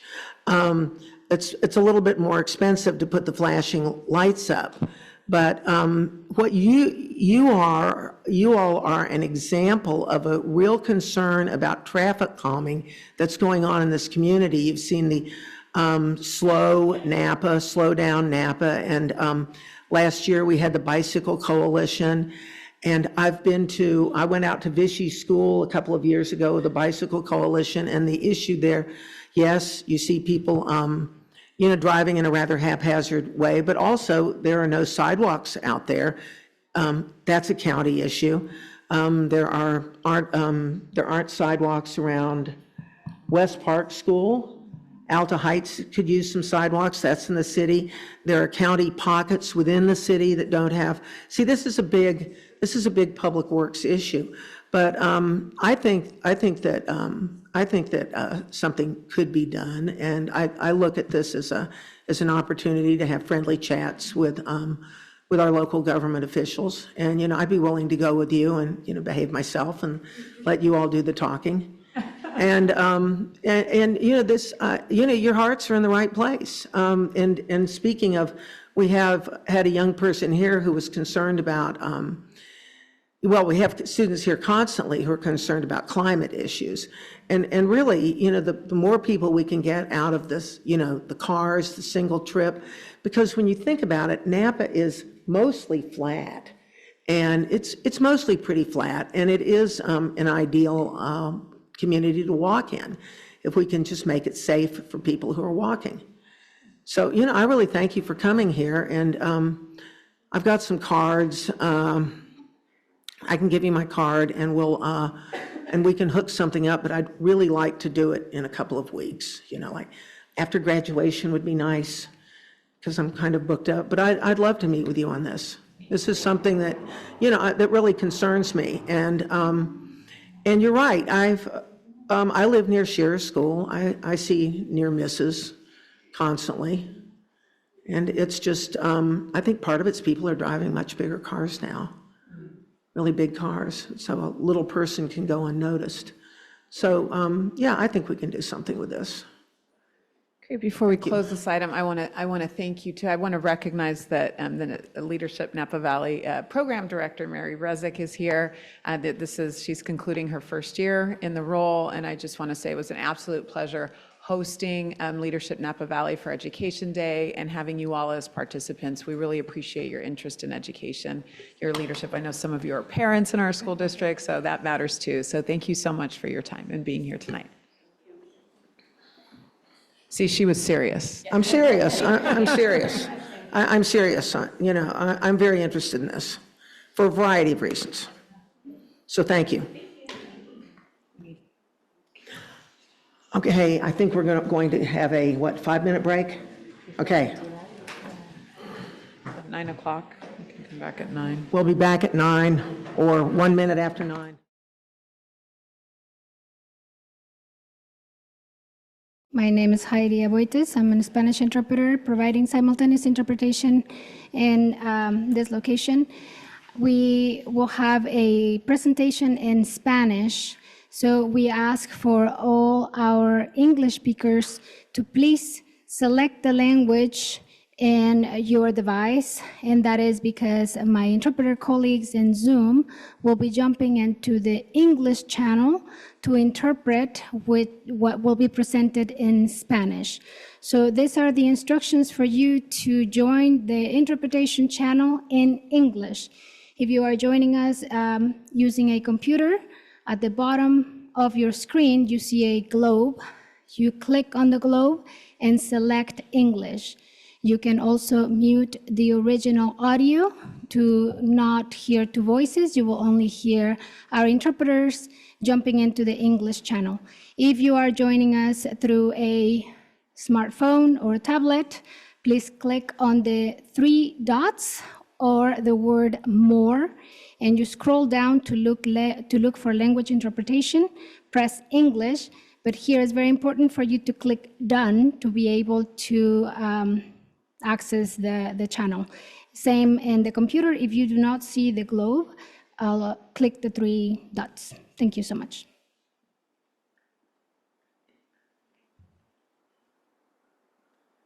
Okay, everybody ready? All right, good evening.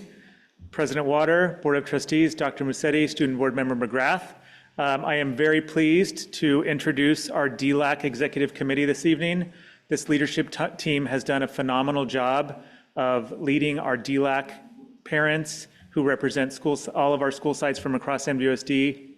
They've demonstrated incredible leadership in centering the needs of our English learners, our multilingual learners across the district.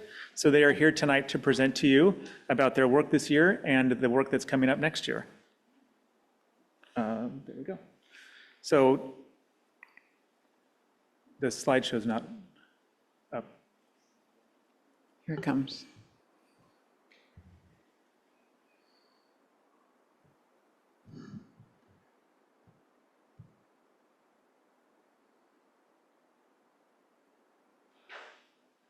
There we go. Thank you. So I would like to introduce President Cindy Ramirez, Vice President Roberto Hernandez, and Secretary Elba Marquez. And first we will begin with President Cindy Ramirez. Buenas noches. Gracias por estar aquí con nosotros. Mi nombre es Cindy Ramírez. Soy presidenta de DILAC. Soy madre de 2 hijos, 2 varones. Uno recién el año pasado se graduó de NVUSD, American Canyon High School. Y tengo mi hijo menor que está terminando el grado 10 en American Canyon High School. Me siento confiada porque ahora sé que no soy la única que habla rápido, sino que hay otros más. Y con el tiempo he ido aprendiendo. Muy rápido. Ok, vamos a iniciar. Esta es la agenda que vamos a desarrollar ahora. Y recuerden que es una agenda de 1 año, del trabajo de DILAC de 1 año. Si recuerdan, el año pasado nos presentamos a hacer, como dijo entonces el señor David Gracia, una clase de historia. Esa historia continúa. Estos son los puntos que vamos en esta noche a presentarles acerca del desarrollo, propuestas, participación de DILA en NVUSD en el año escolar 2023-24. También vamos a compartirles acerca de la apertura de los cohort y el impacto en la función de ILAC. La evolución de ILAC en las escuelas de NVUSD 2023-24, aquellos aciertos y desafíos. I just want to bring to notice the screens are also in Spanish and we also do have a presentation in English. Solamente para confirmar que cómo vamos a poner la de inglés ahí porque está saliendo en español todo. Isn't that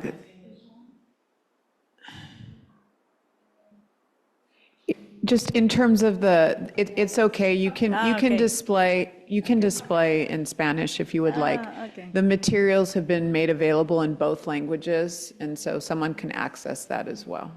And the board has had access to the material in English as well. Ok, gracias. En esta, si recuerdan, esta es una línea de tiempo. ¿Por qué nosotros traemos nuevamente esta línea de tiempo? Y es precisamente porque queremos no olvidar el inicio de cómo ha venido desarrollándose DILA. Cómo DILA ha venido avanzando a través posiblemente de cometer errores, de caer, pero poderse levantar con nuevas fuerzas, de poder tropezar, pero también tener nuevas ideas, ideas constructivas, ideas renovadas. Y eso hace que nosotros, antes de iniciar esta presentación, nos gusta hacer esta línea de tiempo, presentar esta línea de tiempo. Cómo DILA, después de ser una junta informativa, participativa, estructurada, iniciar con un comité, presidente, vicepresidente y secretaria, ahora se ha convertido en un comité que no solamente representa a las diferentes escuelas o a los aprendices de inglés como segunda lengua, sino que también hemos sido parte de todas las actividades donde se ha podido participar en NVUSD. He aquí que en esta línea de tiempo podemos ver que en el año 2023-2024 esa línea de tiempo se ha alargado, si ustedes lo ven en el esquema. ¿Por qué? Porque el trabajo se intensificó, el trabajo fue esforzado, tomó su tiempo, noches de trabajo, pero ratificantes. Entonces podemos ver que en la evolución de DILA cuando la estábamos estructurando, pudimos ver que hemos hecho trabajo, hemos avanzado y realmente hemos podido realizar nuestros roles, cada uno en particular y como equipo de trabajo. Dentro de toda esa gama de actividades que hemos tenido y que hemos ido haciendo, hay algunas situaciones que nos hemos enfrentado en esa línea de tiempo. Y una de ellas fue precisamente lo que les presentamos el año pasado, la cobertura de nuestro cohort. ¿Qué es esa cobertura de lo cohort? Es que propusimos hacer comités, 3 comités en nuestras escuelas. El comité de primaria de todas las escuelas de primaria, Napa, American Canyon, los comités de secundaria, Napa, American Canyon, y los comités de la preparatoria, Napa, American Canyon, junto con nuestros directores, el señor Matt Manny y nuestra directora Mónica Rede. Estos cohort fueron estructurados con un plan escrito, presentados a nuestro comité, discutido por el comité y presentado. Y tuvimos la oportunidad de poder reunirnos de forma separada. También tuvimos la iniciativa de formar un esquema, un formato. Este formato fue entregado a cada ILA de cada escuela. ¿Cuál es el propósito? Ya lo van a conocer. También se propuso esa capacitación al inicio del ciclo escolar. Esa capacitación que nuestros padres líderes estábamos pidiendo, si ustedes recuerdan en la línea de tiempo, desde un inicio. Capacitación que ha continuado. Y no solo ha continuado, sino que ha subido de nivel. También hemos adecuado temas específicos, la propuesta de que en los ILAC se desarrollen temas específicos de reclasificación. No abordar temas que vengan solamente a ocupar un espacio en nuestras reuniones de DILA, sino que se desarrollen esos temas que les interesan al padre del aprendiz del idioma inglés como segunda lengua. También hemos propuesto en este año escolar incrementar nuestras reuniones de DILAN y de ILAC. ¿Por qué? Porque se hace necesario, a partir de esas propuestas de temas de reclasificación, no nos abarca 4 o 5 reuniones al año. Necesitamos más. Y esto lo han expresado los papás. También hemos propuesto no solamente tener las 4 reuniones de DILAC, sino que tener un cierre de DILAC y un cierre de ILAC. Tener una clausura del año escolar para los padres. Ha sido un trabajo arduo, ha sido una entrega de tiempo, ha sido un dejar casa, un dejar hijos, un dejar esposo, un dejar marido, un dejar todo, para venir a reunirse con nosotros 2 horas, 2 horas y medias.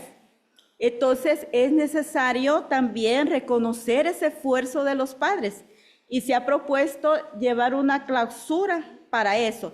Estas son las propuestas que el comité de DILA 23-24 año escolar hemos propuesto.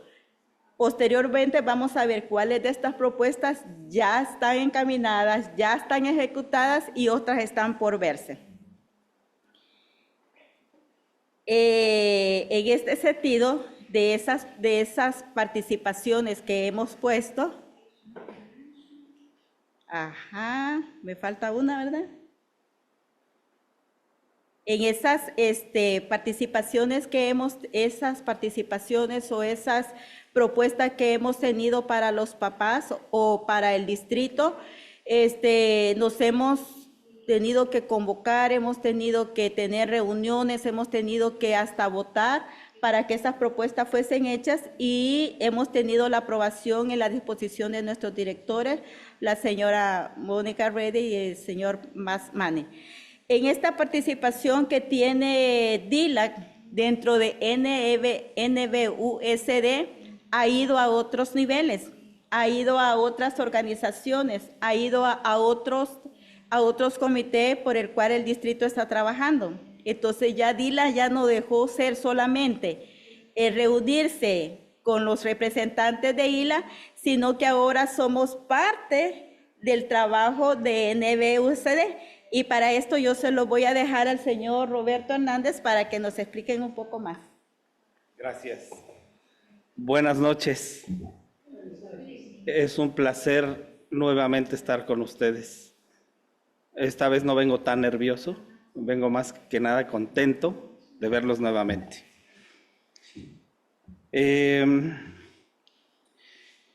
Les vengo a compartir nuestros avances, nuestras experiencias y a la vez nuestras necesidades. Principalmente hemos formado un grupo de trabajo sólido, un grupo de trabajo junto con los directores, lo cual agradecemos, su arduo trabajo, su disposición, el siempre darnos, el abrirnos las puertas, el siempre tener esa empatía con nosotros y querer trabajar a nuestro lado, porque es muy importante para nosotros que ellos nos apoyen. Nosotros tratamos siempre de ver por los estudiantes del idioma inglés. Nosotros estamos abogando por sus necesidades, estamos viendo en qué podemos mejorar y su participación es muy importante. Y repito, lo agradezco. Pat, te agradecemos mucho también, especialmente a ti, que siempre has estado dispuesta a apoyarnos, siempre has estado al lado de nosotros. Es una lástima que te nos vayas, pero a la vez te deseamos lo mejor y sabemos que es lo mejor para ti. Muchas gracias por tu apoyo. Pues bueno, hemos sido convocados a diferentes comités, como el DEI. Hemos tenido el honor de estar con la doctora Lori Watson en el comité.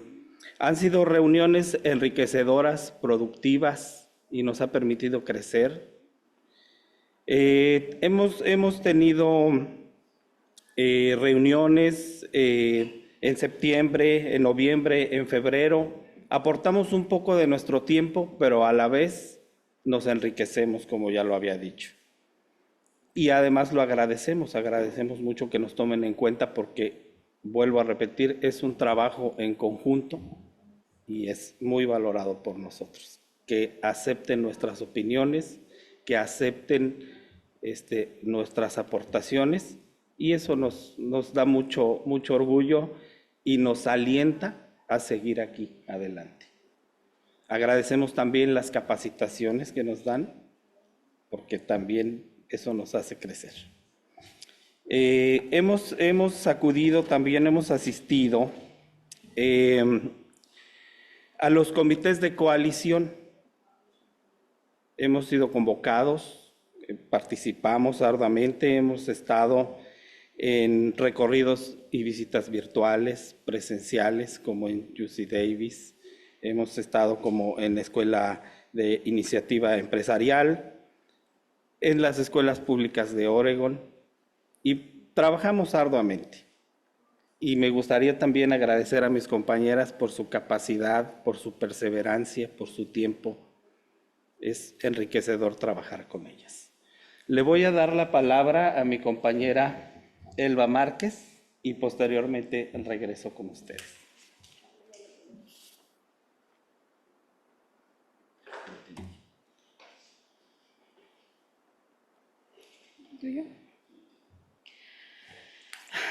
Estoy nerviosa, aunque no lo crean. Buenas noches a todos. Mi nombre es Elba Angélica Márquez Rodríguez y agradezco su tiempo y atención esta noche.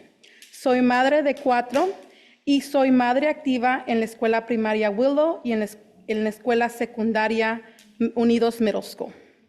Como presentó nuestra presidenta Cinti, el comité de DILAC desarrolló un formulario para simplificar la recolección de necesidades de cada miembro ILAC y DILAC. El tener una opción por escrito, con ayuda de un guión, invitó y facilitó el trabajo de los miembros de DILAC y ILAC. Como comentó Cindy, el propósito era dividir los cohorts en los 3 niveles académicos. Para solucionar el poder representar y unirnos, optamos por dividir los cohorts en 2 grupos, lo que era nivel de educación primaria con la presencia del director Matt Manning y el segundo cohort con nivel de educación secundario con la participación de la directora Mónica Reddy.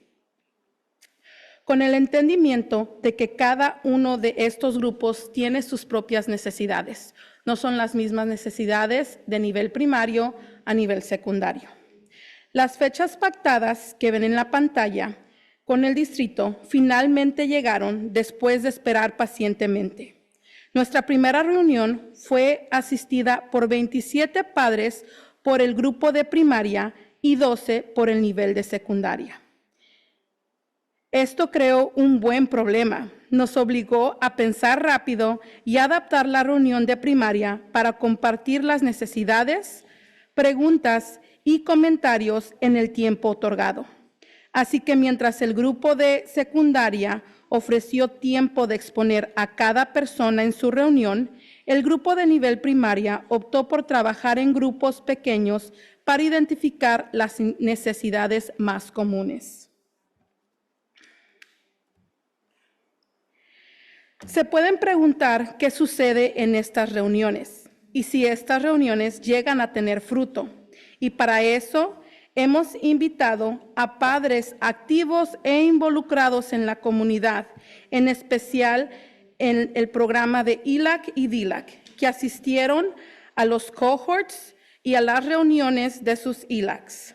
Quiero invitar por primero a lo que es mi colega, María Cristina Ramírez, a tomar la palabra y dar su resumen sobre el cohort de nivel de educación secundaria.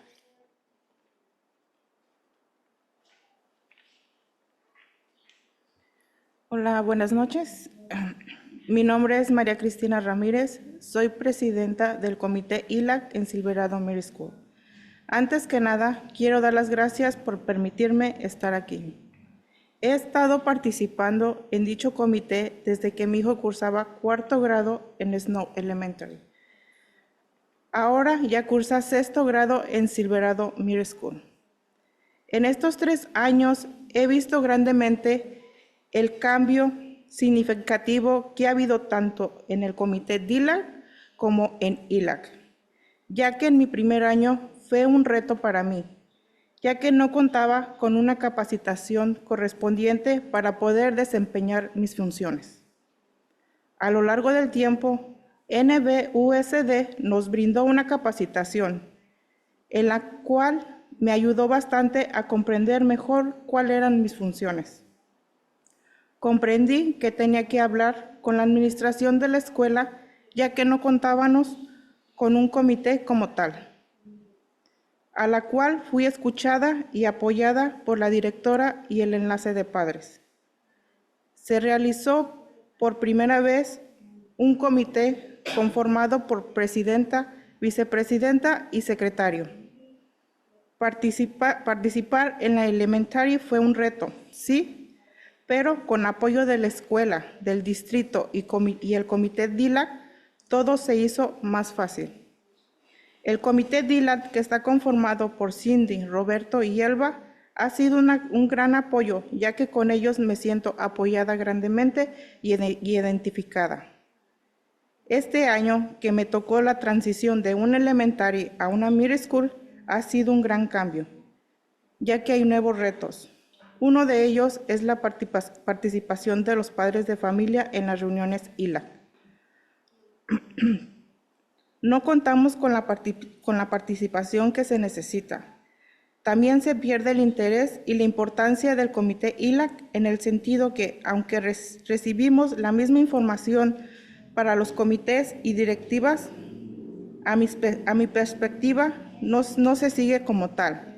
Necesitamos que la misma capacitación que tenemos nosotros y nos proporciona el distrito, también la deberían de tomar los directivos de las escuelas para trabajar con la misma información y el mismo camino para el bienestar de los estudiantes multilingües y nos permitan desempeñar mejor nuestra labor. Que los directivos participen en las reuniones de DILAC y en las juntas de cohort.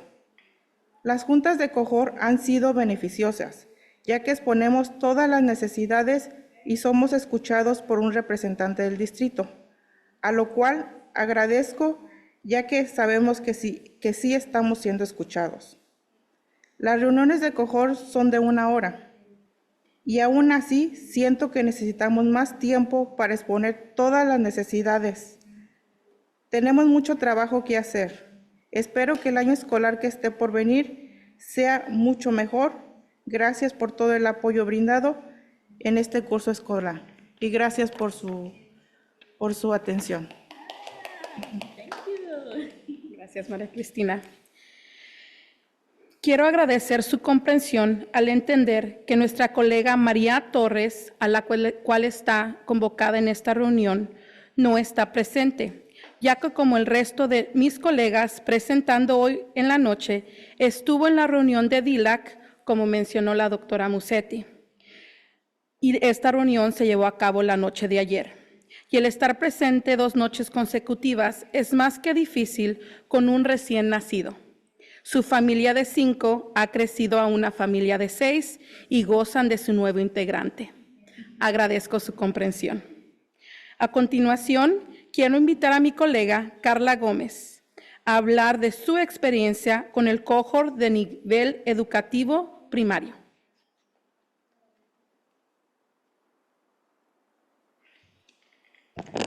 Gracias. Hola, buenas noches a todos. Mi nombre es Carla Gómez. Soy mamá y voz de Natalia, que cursa el 3er grado, y de Julián, que está por terminar TK en la escuela Alta High.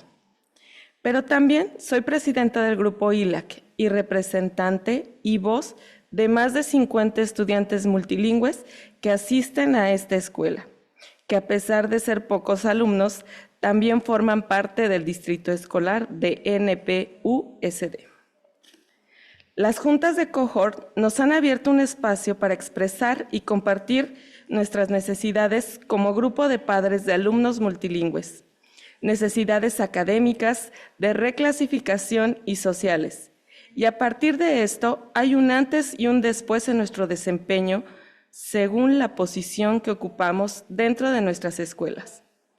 El tener diferentes opiniones y puntos de vista ha sido muy enriquecedor, ya que al escuchar a todos los padres involucrados expresar sus aciertos y desaciertos que han tenido al ayudar a sus estudiantes a conseguir su reclasificación, nos dimos cuenta de que muchos coincidimos en las mismas necesidades, como el de tener a nuestro enlace de padres los 5 días de la semana, ya que es un vínculo importante y fundamental entre la comunicación que mantenemos entre la escuela y nosotros, los padres que solo hablamos español. Y debo decir que no solo es ayuda para nuestros estudiantes multilingües, sino un gran apoyo para todos los estudiantes en general. Otra cosa muy importante es la disposición e inclusión de nuestros directores en las escuelas. El sentirse escuchado y entendido en nuestro idioma cuenta mucho para nosotros. Otra coincidencia que nos une es la necesidad de ayudar a nuestros estudiantes a través de la intervención personalizada a cada uno de ellos, así como la comunicación a través de conferencias cada trimestre con los maestros para saber el desempeño de nuestros estudiantes y de ver de qué forma podemos ayudar nosotros desde casa. El dar el reconocimiento merecido y necesario a aquellos estudiantes que ya han sido reclasificados para así reforzar la importancia que tiene el ser multilingüe. Para todo esto, la capacitación hacia los padres es fundamental. El entender lo que representa cada una de nuestras posiciones como padres líderes nos permite crecer y desempeñar nuestra función como debe de ser. Es por eso que agradecemos las capacitaciones recibidas durante este año 2023 y esperamos seguir contando con este apoyo desde el principio del ciclo escolar. Sabemos que no es una tarea fácil atender todas nuestras necesidades y peticiones, pero aún así esperamos tener respuesta a cada una de ellas. También estamos conscientes que es un trabajo que debemos hacer distrito, escuela y padres de familia, porque al final, para que nuestro estudiante reclasifique y tenga el éxito que queremos, tenemos que trabajar en equipo. Por último, quiero agradecer a nuestros líderes de DLAC, al director Matt Manny y a la directora Mónica Reddy, por siempre estar dispuestos a escucharnos y a resolver nuestras dudas. También agradezco a la mesa directiva a la que hoy me dirijo por su tiempo y su disposición. Gracias.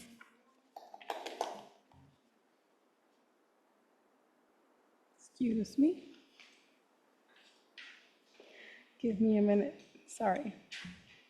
We got lost over here, so. Hago eco al agradecimiento por parte de DLAC y ILAC a NVUSD. Igual pido más apoyo para las fechas pactadas, ya que nuestra asistencia disminuyó a los cohorts, porque otros comités y reuniones se agregaron en las fechas otorgadas. Pido a NVUSD su colaboración para comunicar estas fechas y la importancia de asistir con los directores de las escuelas, para no dividir a los miembros activos de ILAC y DLAC con talleres informativos, reuniones ILAC, open house o cualquier PTO o PAFA que se presente en este momento.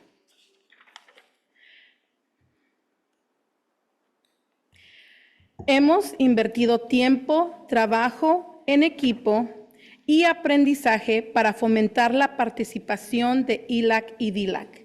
Gracias a las relaciones creadas en los cohorts, hemos sido invitados a presentar en reuniones de otros ILACs, con el propósito de informar y concientizar la responsabilidad que tenemos como padres de estudiantes multilingües. Algunas presentaciones en los ILACs que asistimos fueron Alta Heights, Snow y Willow.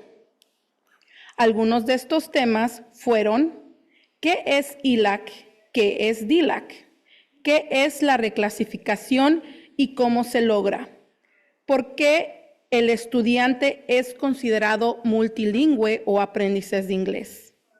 La importancia que el comité ILAC presente al School Site Council para que incluyan las necesidades de los estudiantes multilingües en el plan de estudio del próximo año escolar. Esto es por nombrar algunos, pero les prometo que hay muchos más temas que hemos cubierto. El apoyo de NVUSD no se limita a escuchar. También nos ha otorgado capacitaciones para mejorar nuestro rol como miembros activos de DLAC e ILAC. Se me olvidó algo.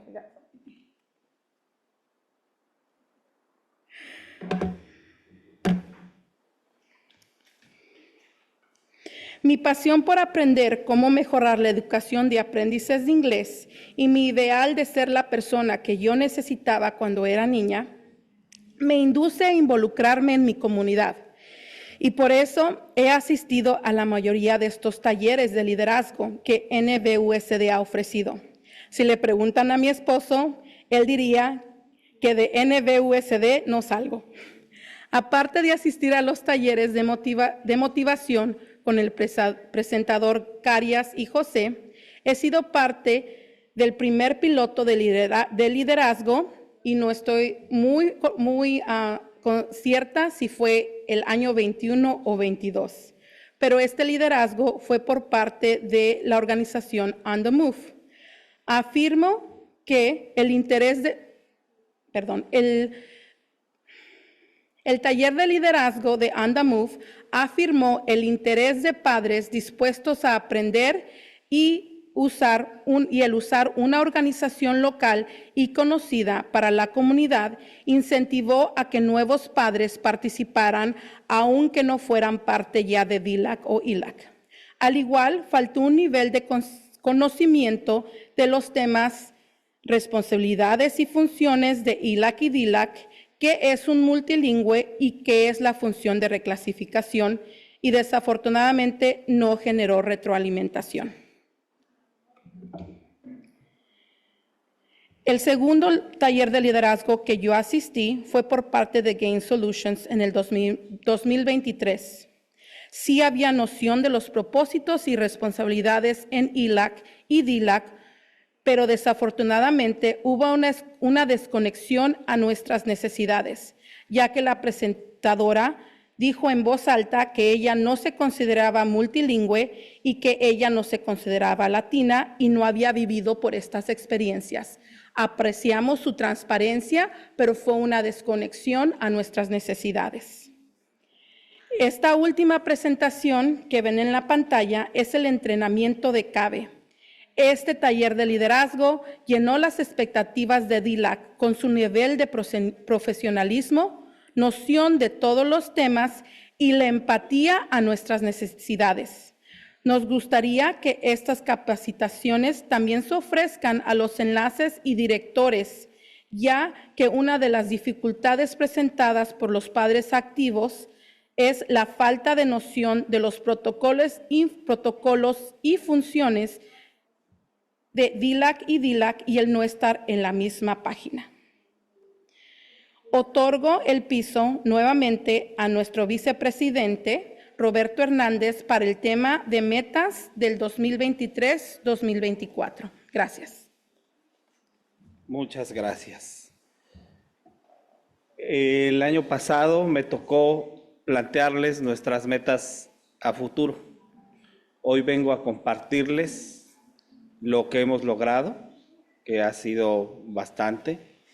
Hemos logrado los cohorts, que para nosotros ha sido un gran acierto, ha sido un gran triunfo y consideramos que ha sido muy benéfico y que muchos papás están emocionados con seguir en los cohorts porque aportan ideas, se informan, intercambiamos opiniones y nos vamos fortaleciendo y vamos haciendo un grupo más nutrido, más unido y sobre todo pues aportamos a la educación de los estudiantes de inglés. Aparte de implementar los comités, hemos planteado la necesidad de involucrar a más papás. Hay poca participación, no nada más en nuestros comités ILAC, sino en todos los comités, en PTO, PTA, en todos los comités hay baja participación de los papás. Hemos planteado a nuestros directores un proyecto para lograr o intentar atraer a más papás, que haya una retribución, un reconocimiento a su trabajo, que haya un interés por parte de ellos en participar en nuestras reuniones, en participar en nuestras capacitaciones y asimismo nosotros identificar a los papás que les interesa estar activamente en estos comités capacitarlos y dejarlos preparados para cuando nosotros terminemos nuestra labor, haya quien nos sustituya y tengan mayor éxito que nosotros. Estamos aliándonos con una organización sin fines de lucro. ¿Falta otra? Un segundito. No, esa la vamos a dar después, pero les voy a dar una pequeña introducción. Dentro de esas metas que nos hemos planteado, hemos logrado aliarnos con una institución para poder captar incentivos para que los papás les interese más participar en nuestros proyectos, en nuestros comités, y quizás sea la iniciativa para que más comités lo adopten y puedan tener más participación. Le voy a dar nuevamente la palabra a mi compañera Cindy y al ratito regreso con ustedes nuevamente. Muchas gracias. Muchas gracias, señor Roberto. Espero hayan disfrutado todo el trabajo arduo, hayan disfrutado la participación de nuestros padres. Realmente no la hemos dictado, no le hemos dicho qué van a decir. Son padres, ¿por qué escogimos o por qué los pusimos en la lista? Porque nuestros padres que ahora han presentado ante ustedes han estado constantemente en nuestras reuniones, llámense ILA, llámense DILA, COJOR, y no solamente llegan a asistir, sino que son las primeras en levantar las manos. Bien habló nuestra superintendente, doctora Museri, en la reunión de DILA de anoche, se extendió. ¿Y saben por qué se extendió? Porque ese es el resultado de la capacitación, porque capacitan, ese es el resultado de la capacitación, ese es el resultado de los COJOR, donde el padre ya habla, ya abre sus labios, ya levanta sus manos, ya expresa. Entonces, esa participación de nuestra superintendente, doctora Museri, se hizo muy dinámica y los padres empezaron a hacer preguntas.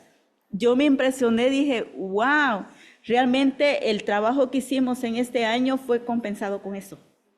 El ver que nuestros padres levantan sus manos, el ver que nuestros padres hacen propuesta, en ver que nuestros padres nos han invitado a los ILAs, hemos ido DILA completo a esas reuniones de ILA y ver cómo ellos son dinámicos y ver también a nuestras principales en las instituciones que hemos visitado activas y ver los padres que empiezan a hablar y empiezan a tener esa necesidad de información.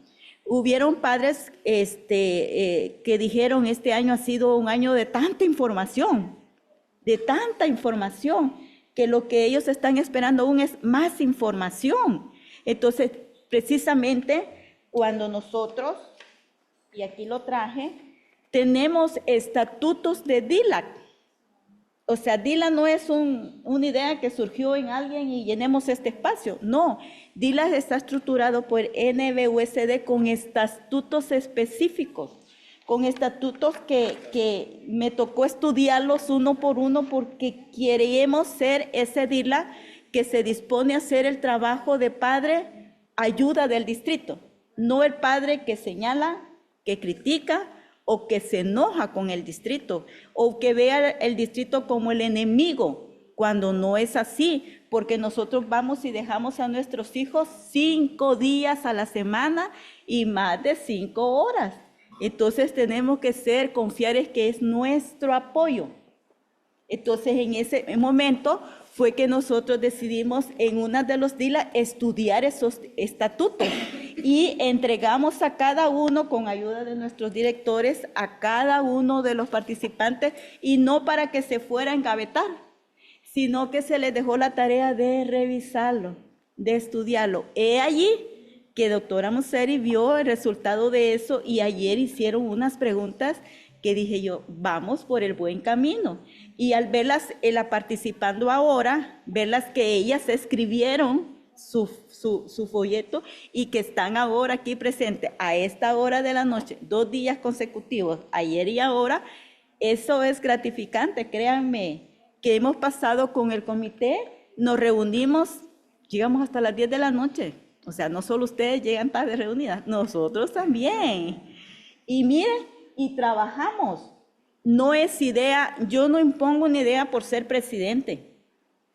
Ni el señor Roberto ni la señora Elba. Nos reunimos y empezamos a soñar, empezamos a decir, por eso surgen esas propuestas, esas metas soñadoras, ¿verdad? Porque lo que nosotros queremos es que, así como la línea del tiempo va avanzando, va a haber un momento en que Cindy ya no va a estar, ¿verdad? Porque mis hijos ya se van a graduar, porque también el señor Roberto, pero queremos que ese espacio no quede vacío, sino que ese espacio venga a ocuparlo una mamá o un papá, que los sueños los suba a otro nivel, que siga soñando, así como soñamos en hacer esas estrategias, recuerdan, en las coaliciones, y ver hacia el futuro también papá junto con el distrito que vaya soñando, que vaya viendo más allá, que se vaya quitando la pena y el temor, que vea al distrito como el amigo, como la ayuda.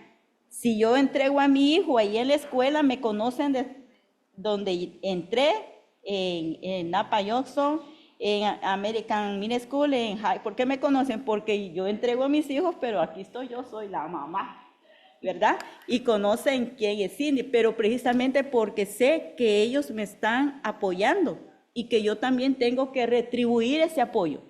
¿Con cómo? Aquí estando parada, trabajando con eso. Entonces, por eso ahora viene a formar nuestras nuevas metas que queremos mostrárselas como equipo de trabajo con el señor Manuel y la señora Mónica. Estas metas son sacadas de estos estatutos. Son aquellas funciones que todavía no las hemos cumplido o aquellas funciones que tal vez ya dimos el primer paso pequeño y tal vez nos hemos caído o tropezado, pero queremos reiniciarlas este año y de veras conformar este estatuto que dé vida, no que sean palabras solamente escritas en un papel, sino que realmente el comité de DILA funcione, porque no solamente hay unos estatutos ¿cómo se llama? De DILA, sino que tenemos también estatutos de ILAC, de ILAC, hay estatutos de ILAC, hay estatutos de DILAC. Entonces, lo que nosotros hemos querido en DILAC, también darle prioridad a estos temas, darle prioridad a por lo cual hemos sido formados y convocados. Entonces, es allí una de las propuestas que ha hecho DILAC para atraer a los padres, porque el padre necesita información de cómo reclasificar a sus hijos. El padre necesita saber cuáles son los recursos que tiene el distrito que ayuda a su hijo a aprender. Ayer les decía, no a pasar un examen de ELCA, no a pasar un examen STAR, no que a estudiar para aprender. Y el distrito tiene esos recursos, pero está el desconocimiento del padre. Y así el distrito no va a poder avanzar. El distrito no podemos quedar aquí planteando, estructurando aquel sueño de ser una mejor estrategia, pero tenemos que hacerlo junto con los padres. ¿Sí está de acuerdo conmigo? Tiene que ser junto con el padre. Entonces el padre tiene que ser también conocedor de esto. Ahora, con eso es que planteamos estas metas. Se ven quizás un poquito soñadoras, pero hemos aprendido a soñar. Hemos aprendido a dar el primer paso. Hemos aprendido a tocar puertas y no lo vamos a dejar de hacer hasta que esas puertas todas se nos abran en cada momento, cada instante, en cada tiempo. Ha sido un año bueno, ha sido un año con experiencias. Ha sido un año en que hemos trabajado, pero no lo estoy diciendo porque nos estamos quejando, no.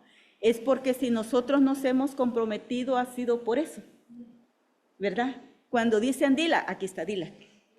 Y no es Cindy, no, es DILA. Y cuando dicen en ILA, somos un equipo. Y si vamos a avanzar juntos. Y si nos vamos a caer, pues nos caemos y nos levantamos. Y si vamos a retroceder juntos. Pero no es solo el Matt Manning y Mónica Reddy y hay que los socorra, ¿verdad? Quien quiera, no. Es que nosotros somos parte de. Y en eso yo sí quiero agradecerles a Matt Manning y a Mónica Reddy porque mire, somos latinos. Doctora Museri ya sabe cómo somos. Hablamos en la mesa, que dice ellos, mucha información, mucho hablan. Pero nosotros somos en que si vamos a sentarnos en la mesa, punto, punto, punto, punto, punto. Y tienen una paciencia para nosotros. Yo tengo que reconocerlo. Nos tienen mucha paciencia. Muchas gracias. Muchas, muchas gracias. Realmente, si ellos no tuvieran esa paciencia de escucharnos, de soñar con nosotros, somos latinos, somos apasionados. Cuando nos identificamos con una meta, un tema, nos apasionamos hasta que lo logramos. Y ellos un día nos dijo, Matt, no, esto me inyecta energía, me dijo Matt, porque los cojores eso, los cojores es, levantan la mano, preguntan y preguntan porque quieren respuesta, ¿verdad? Y ellos están en ese momentito, abren el televisor, abren la pantalla, empiezan a buscar, empiezan a responder. Y lo que no les digo, tranquilo, les digo a los padres, espérense, en la otra cohort que investiguen, que gestionen, que den la respuesta. Pero eso ha hecho, fíjese bien, que el padre responda. Eso ha hecho que los SILAs en las escuelas cambien. Eso ha hecho que el trabajo por el cual ustedes nos han llamado, por el cual ha sido hecho, por el Padre nos ha elegido, esté dando fruto. Y yo quería hacerlo parte a ustedes de todo este trabajo que hemos tenido. Realmente hoy sí nos sentimos ser parte del distrito. Gracias, doctora Museri. Gracias por esas puertas abiertas. Gracias, Lisa. Gracias, Id, que siempre están pendientes de preguntarnos cómo estamos y nos conocen desde allá de American Canyon, cómo trabajamos. Y una de esas metas, no sé si quieren leerlas, por favor. Leídas nada más. No, estas.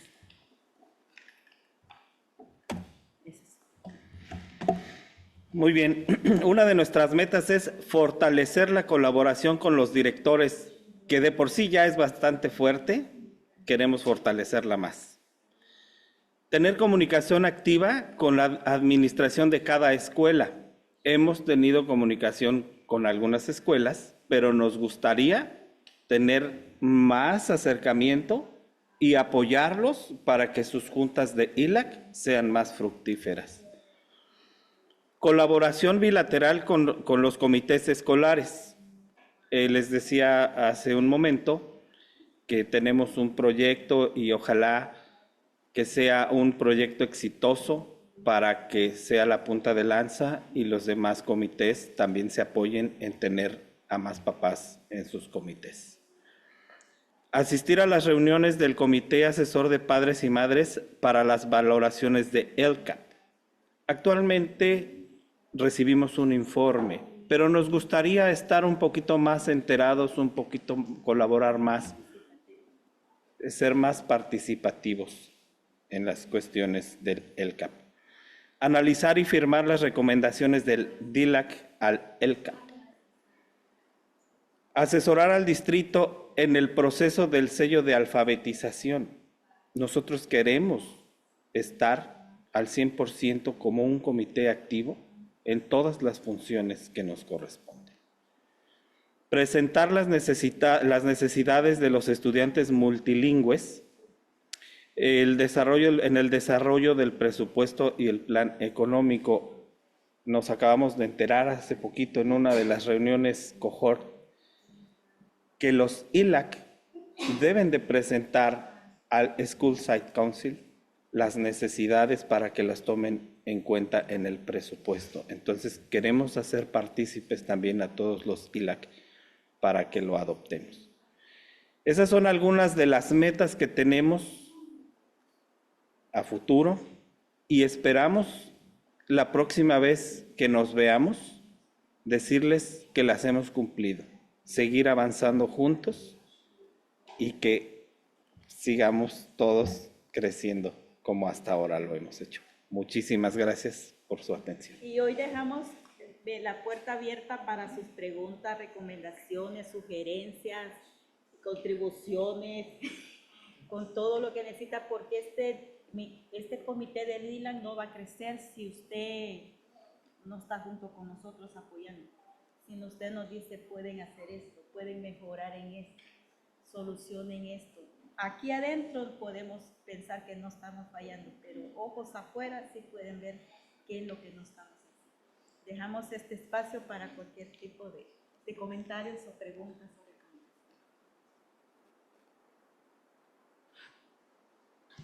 So any questions? You? Gratitude. Thank you so much.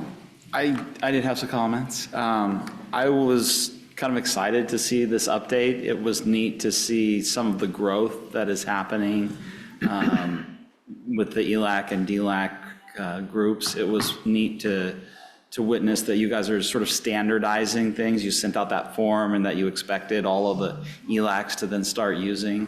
It looked like a real opportunity that you had seized to kind of force the system to level up a little bit and get a little bit better. And I thought that was really neat that you had implemented some of those things. One of the things that was mentioned tonight that I was curious to get more thoughts on was someone mentioned that it looks like ELAC tails off a little bit at the middle school. It's not quite as strong. What do you think could be done to make middle school ELAC better?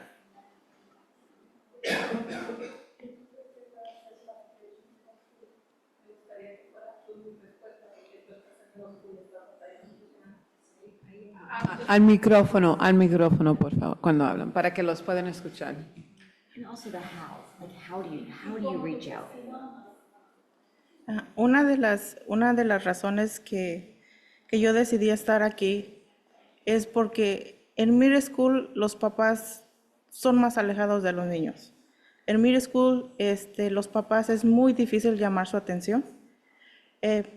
Para eso necesitamos un gran trabajo, tal vez una campaña, hacer campañas de concientización para los papás, de decirles, hey, aquí están sus hijos. No porque hayan cambiado de elementary a middle school, los niños no necesitan la ayuda de ustedes. Claro que la necesitan y más que nunca.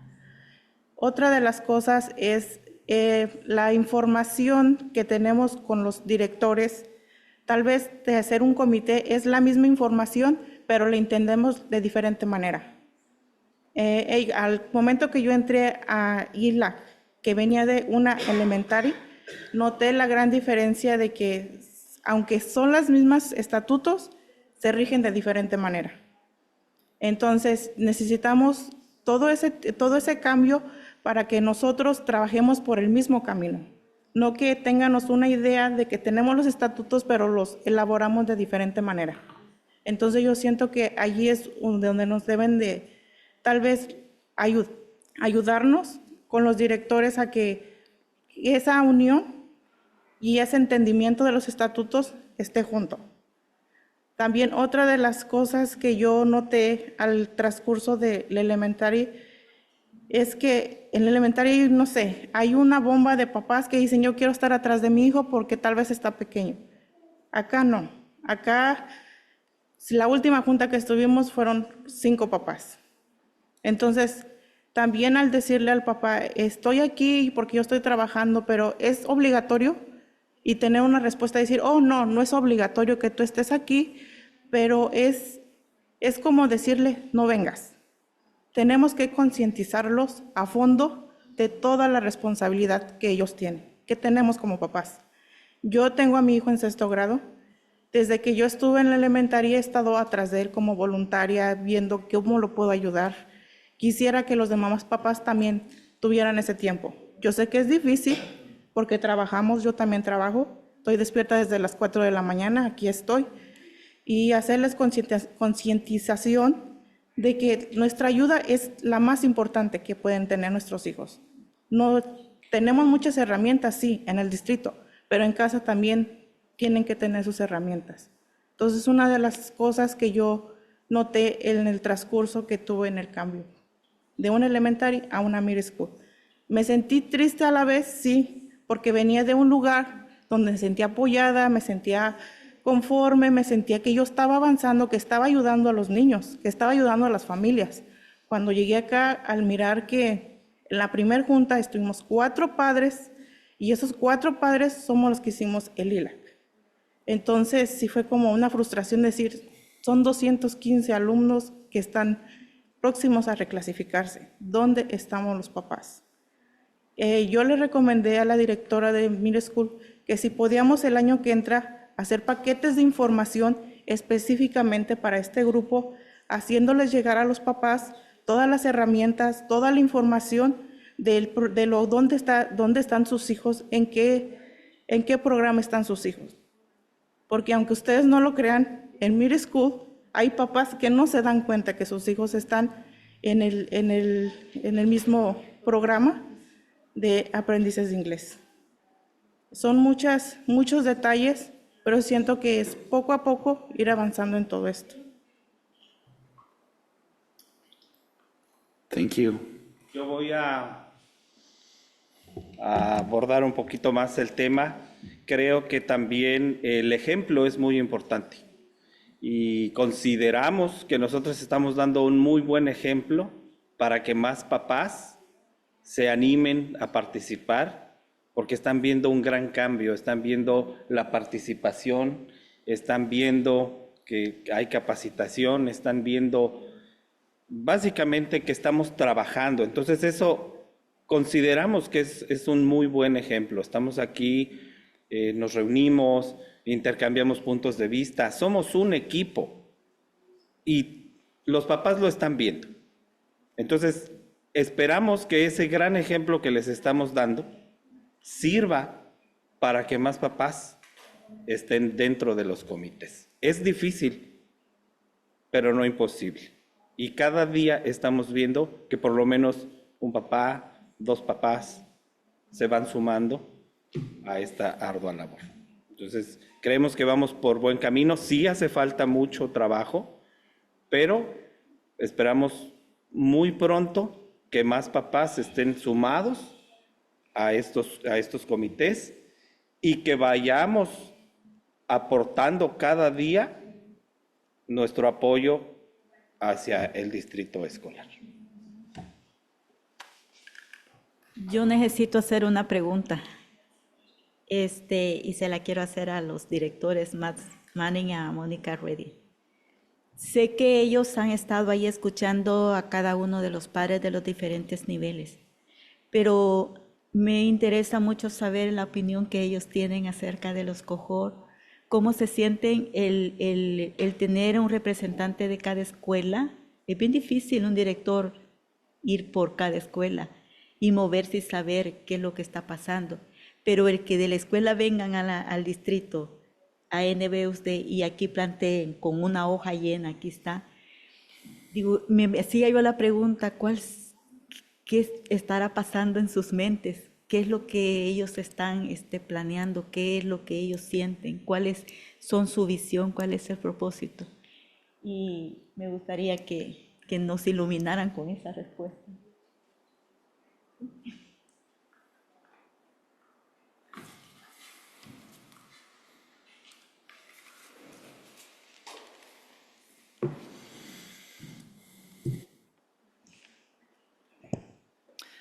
Thank you so much for your partnership and your presentation. I would agree with some of the goals around our focus next year with site principals and administrators at the secondary level. The cohort information that we've received really has allowed us to look at the middle school and the high school level in particular this year, and I know that Director Manning will probably echo that, to see there are differences in student and parent needs at the levels. And so hearing directly and having that space in a more informal setting for us to engage in dialogue, I think having that better connection with the site. So I would say from the secondary level, working with our site leaders and their parents to see how we can respond to the question that you asked, and also gain some understanding about how we better support awareness, and then also once parents show up, how we also support our principals and our leaders with engaging in the way that I think our DLAC families and have really modeled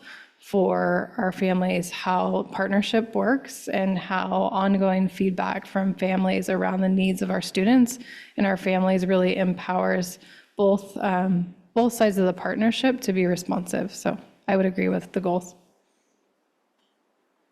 And I'll just add that I think that at the elementary, as we heard, having the ELAC representatives come together and learn from each other, they really were able to see the commonalities in their experiences and build on the strengths and see some areas for growth. And I'm also looking forward to leveraging the CABE training that we heard about that was very successful. We will be bringing together principals, ELAC leaders, and liaisons together for some of that training to make sure they're all in the room together to hear that and go back and implement some of those strategies at their school sites.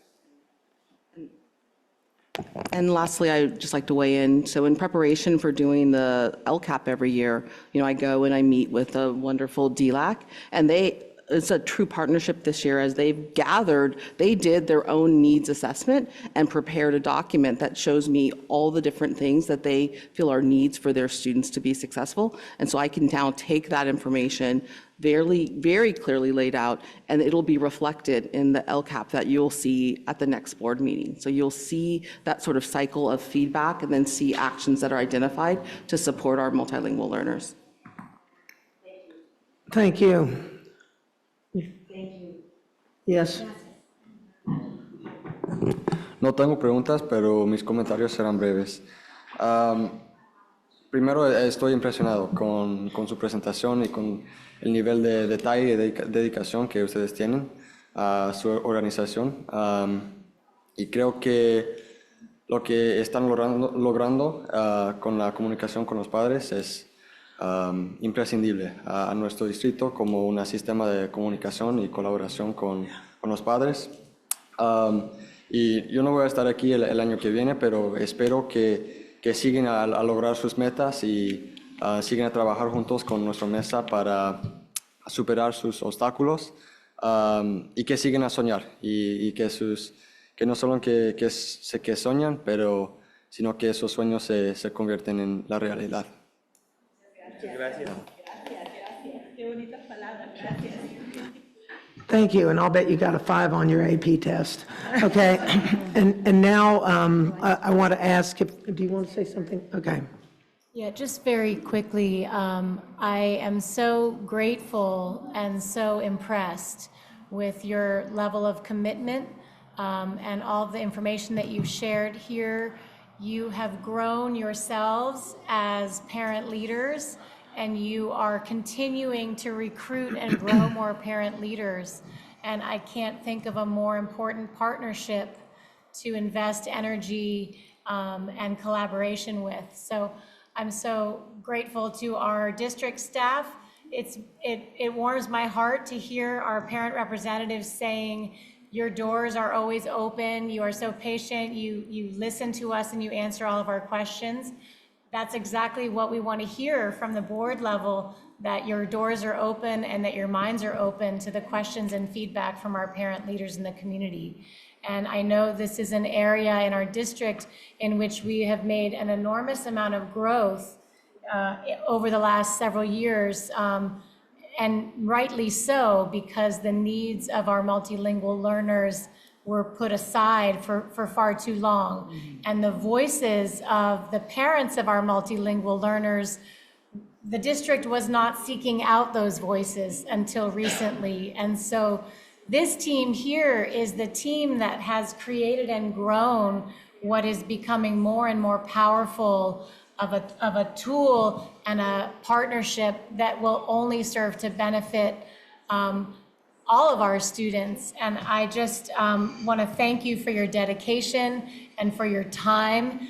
And I'm especially moved to hear the growth that you are experiencing yourselves, but also seeing in other parents the confidence, because it does take time and it takes positive experiences to grow that confidence in yourself as someone who has things to offer and ideas that are important to be heard. And so I'm very optimistic and gratified to hear that not only have you shared with us that you've experienced that as parent leaders, but that that momentum is building in our parent community. So I'm so grateful. Thank you so much for your hard work in that. Yes. And thank you for telling your colleagues that the Napa Valley Unified School District is not the enemy. I appreciate that. It's very good of you. And it's great to see you. And I have to ask if we have any online comments. Yes, we have one online comment. Norma Ortiz, go ahead, please.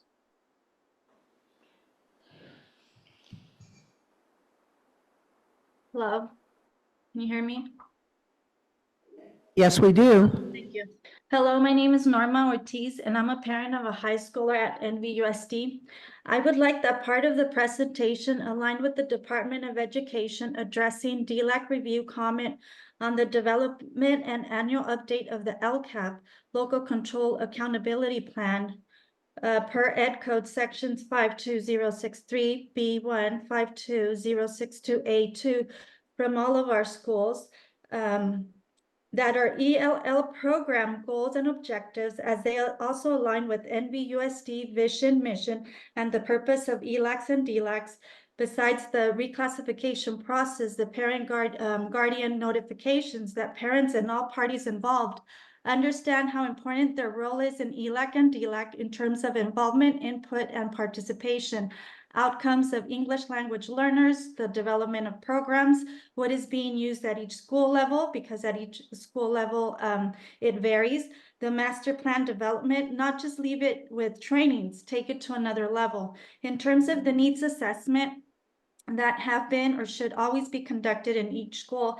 Intensive academic supports during I conducted one on my own too with different families, and they were talking about the need of intensive academic supports during and after school, especially for newcomers, those that with dialects, as there has been an increase this year, high school students, middle school students. A lot of parents don't understand how those services look like at each level, elementary, middle, and high schools, hoping that the trainings promote attendance and participation, the explanation of LCAP in terms of how it differs at the district and charter level, if any, and ELL services, the course, access, foster youth, school climate, implementation of state standards, what is working and what needs to change. The reality is that there's not enough ELAC and DLAC parent engagement. There should be better connections from school administrators to improve attendance and outcomes and promote interest and guidance. The conversations and contributions and input need to address important conversations about our children, such as, but not limited to, chronic absenteeism in terms of the impact in school, low performance, emotional intelligence, equity, closing the achievement gaps, increase parent participation, bring them the information that they want to hear, what services are available for the students, how can I better help my children, bring clear information in their language, tours with students, celebrate student achievement, empower their learning, bring culture and informal gatherings. And also, why not bring a lot of those, during those gatherings, experiences from other parents so they could also connect with other parents, and that's going to be an important piece for attendance. Thank you. Thank you. Are there any other comments? There are no further public comments on this. All right, thank you. I think we need to take a vote to. Yeah, I'll move to extend the meeting to 1. Okay, we have a motion from Trustee Gracia and a second from Trustee Hart to extend the meeting until 1. All in favor? Aye. Aye. Opposed? 1. 1 is opposed. Thank you. The motion passes. Okay.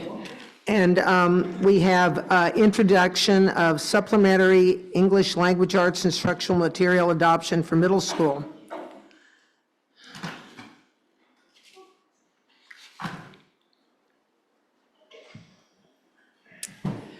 Okay. A Work in Progress is a novel selected by the Napa County Reads program, sponsored by the Napa County Office of Education, and this novel was selected for the 2024-2025 school year. A Work in Progress is a novel that offers a look into the stigma surrounding body weight, struggles with self-esteem, and battles with disordered eating, all while yearning to belong at the middle school level. NVUSD middle school staff opt in to participate in this countywide program, and if approved, it will be used as a supplemental material to the core.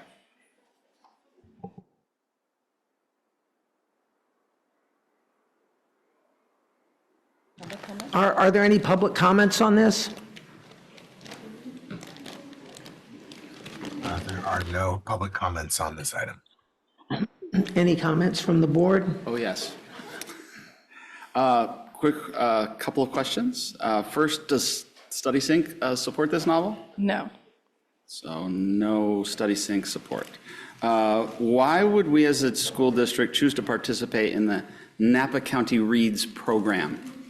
So the benefit is that class sets of novels are brought to our classrooms at no cost, with additionally an author visit that's live, provided at 2 sites, one at Valley and one typically located on our school sites. So it is an added benefit to our students and who choose to participate in the program. And how many are choosing to participate in the program this year? So for this particular novel, I spoke with NCOE staff earlier this week. We have 1 teacher who is choosing to participate. 1 teacher, okay. And how does this program support our goals of improving reading in our district? I would say that there's growth in alignment in that particular area. I spoke with NCOE staff earlier this week to gain better partnership around the selection. They've had a selection process for numerous years that has involved teachers from across the county, and they have an interest in improving that selection process, and we have an interest in aligning it to the novels that we have spent, as you'll hear later tonight, over the past year identifying. And so I think that moving forward, maybe not for 24-25, but for 25-26, we can gain some better alignment to our goals, as well as enrich opportunities for our students with the novels that we select. And so in the many years that we have participated in this program, has it had any impact at all on student achievement? I mean, we have not tracked that in particular. It's supplemental materials, so we typically wouldn't do that. I can only speak to my own experience having led a middle school and having Francisco Jimenez at the site, that when there was alignment to a novel that our students were reading that year, that there was significant participation. And so I think that with some improved partnership around the selection of the book, that we can have some better results in alignment. Do many teachers historically participate in this program? Not many. Typically, it's used as like a small group read, or it's used as maybe an oral read throughout a class or an opener, and so it's not used widely. I would say that from year to year, it depends on the novel that's selected. So you can see this year, as we reached out to we had 2 teachers sign up, and after the novel was selected, one of the 2 has decided to move forward. So I think there's a general need for us to identify some novels within the countywide program that are better supported by our staff and in alignment with what our staff would like to see in the classroom. Yeah, based on the low interest in this program historically, and the fact that only 1 teacher is actually interested in using this book at this time, it demonstrates to me that this is a waste of our time. There is no benefit to our students in adopting this as part of our curriculum. And I'm not interested in adopting books into our curriculum forever just because NCOE says that we should. You have to remember that curriculum adoptions are not just for this year, they are forever. As a system, we need to focus on initiatives that will impact our reading scores and move the needle on instruction. Randomly adopting books because some outside entity thinks it's a good idea is not the way to get this done. The book chosen here doesn't even integrate with our curriculum. We have StudySync, which if we adopt, will support novels, and this is not a StudySync supported novel. If NCOE wants to do this type of program in the future, they need to start with a list of books that we have already approved for the supplemental curriculum, preferably books that are supported by StudySync. We know that the governor and legislature have made it much more onerous to remove a book from curriculum. So I'm feeling quite a bit more pressure as a trustee when I'm asked to approve a curricular resource, as we can't just undo an approval that is a mistake. If this can be approved as maybe just not supplemental curriculum, but perhaps part of a after-school book club, then I could get on board with this book. But as it sits now, I'm not about to allow NCOE to substitute their judgment for mine and willy-nilly approve books just because NCOE wants me to. In the future, if they want us to participate in this program, they need to choose books that fit with our mission and goals that we can incorporate in a way that makes sense for our students, teachers, and strategic plan. I will not be dictated by NCOE what they want us to pass. If they want partnership, then it needs to be a true partnership and actually involve input from us in a way that it never has before. A partnership means working together and collaborating, not making a decision and dictating it to another group. That's my thoughts.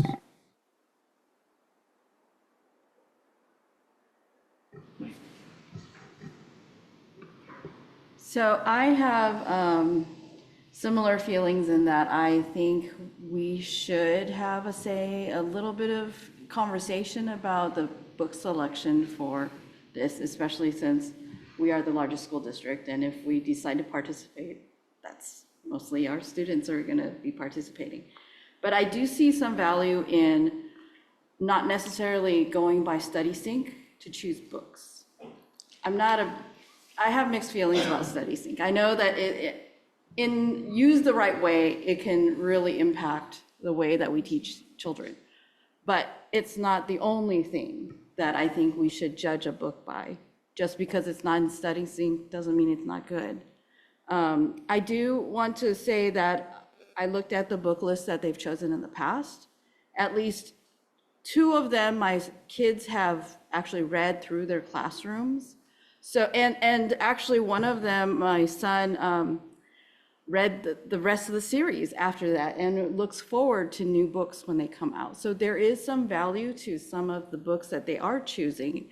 And I actually got to meet the author because that year she was doing a book tour. Not only did she come through NCOE's program, but she was at the Vallejo Library.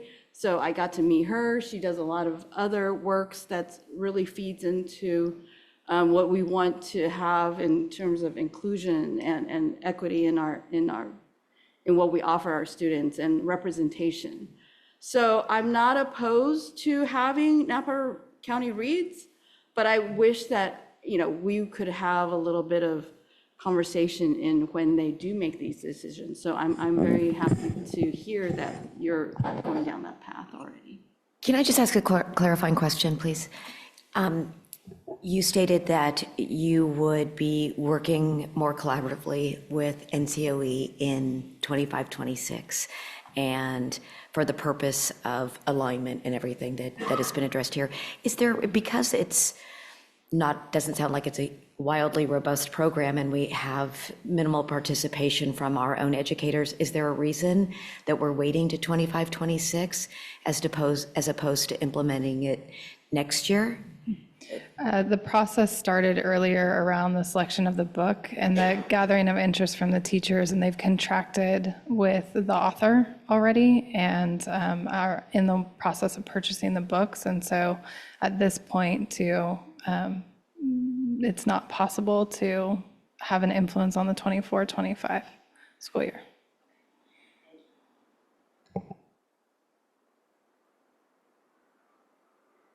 Thank you.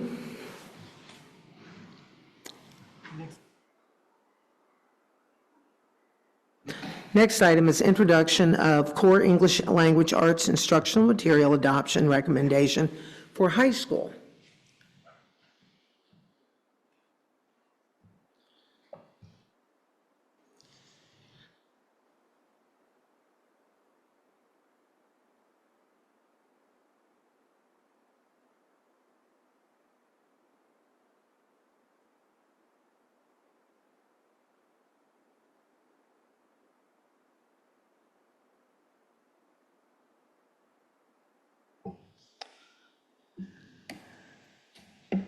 Could we load the slides, please? Thank you.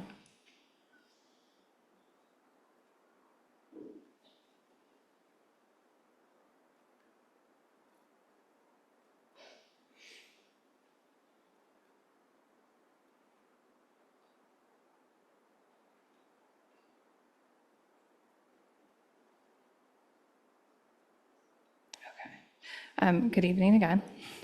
Board of Trustees, President Waters, Dr. Massetti. We are here tonight to present the High School English Language Arts recommendation for instructional materials. Trying to see if we can hit that 1 o'clock time. I think we'll beat it. Okay. Something to look forward to. So good evening. We're here to present the High School English Language Arts Instructional Materials recommendation.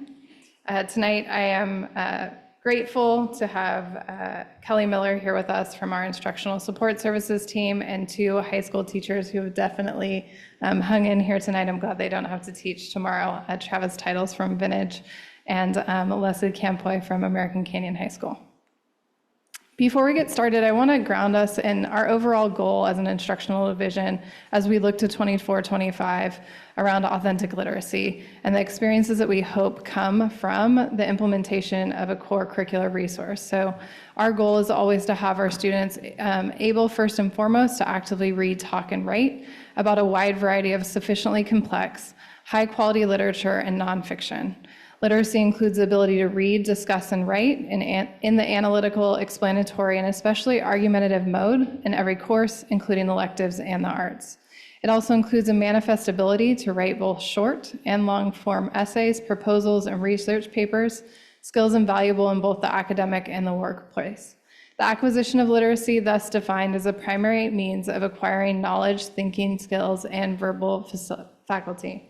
So with that, this is from Schmoker's book on Focus for Leaders, and I think no matter what content area you are in, even in mathematics, mathematics has a language, we want students to be reading, writing, and talking, and so one of our goals was to ensure that we were selecting a curricular resource to bring forward to you that with the right instructional practices allows us to engage students often in these practices. So what does that look like? That's a big definition. So we want to ensure that they're building knowledge through content-rich nonfiction, and so you'll see both fiction and nonfiction text.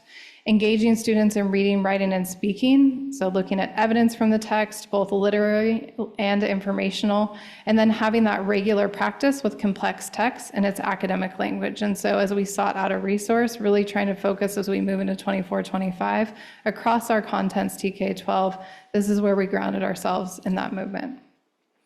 Tonight, you'll hear address our current context around StudySync, and they'll address the process that they went through, the rationale for why they're bringing this forward, and then how we move forward with confidence pending board approval with an implementation of any curricular resource, in particular this curricular resource. And with that, I will turn it over to Kelly Miller.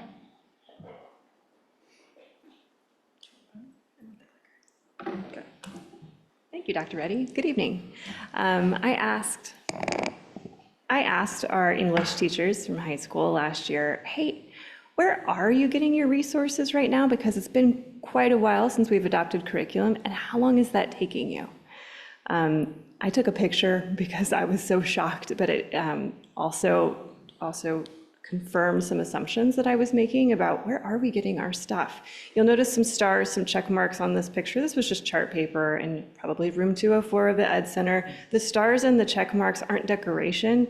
That's for when teachers said, oh yeah, me too. That's also me.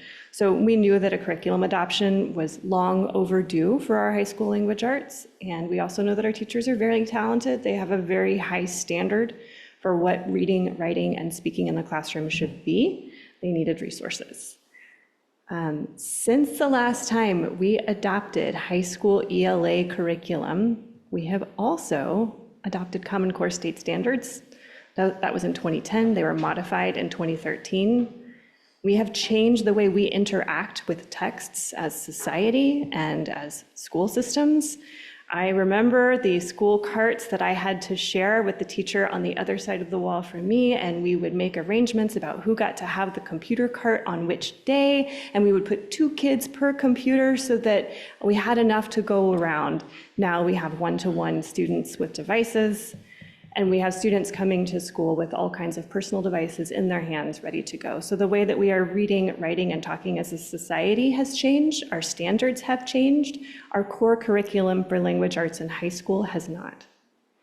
What has not changed is the need to critically think about longer, in-depth, complex texts when we read and we write in language arts.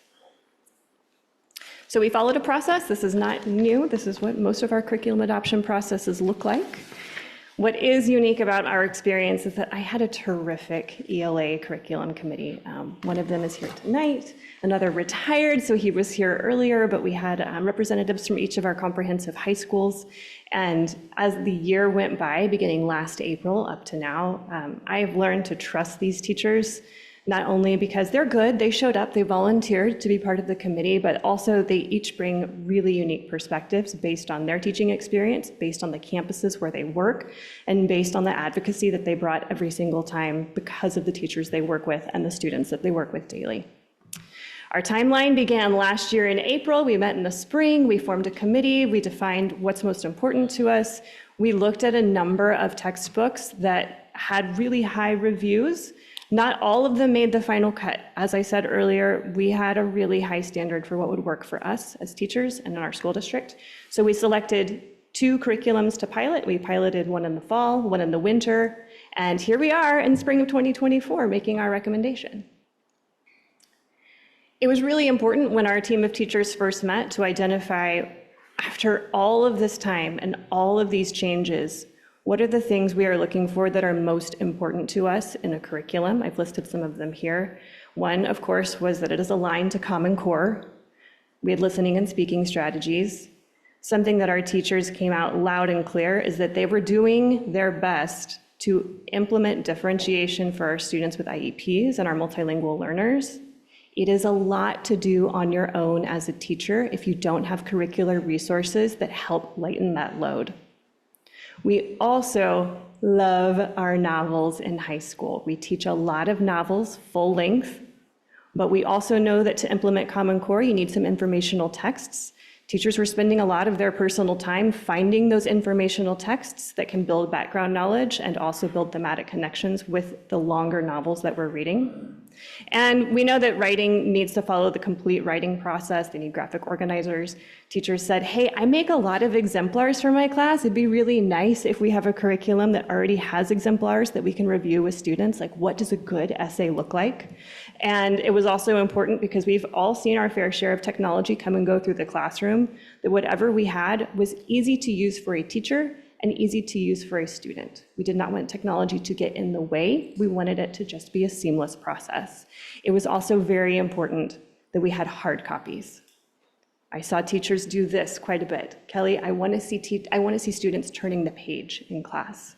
So a seamless interface with technology was important, as was having paper.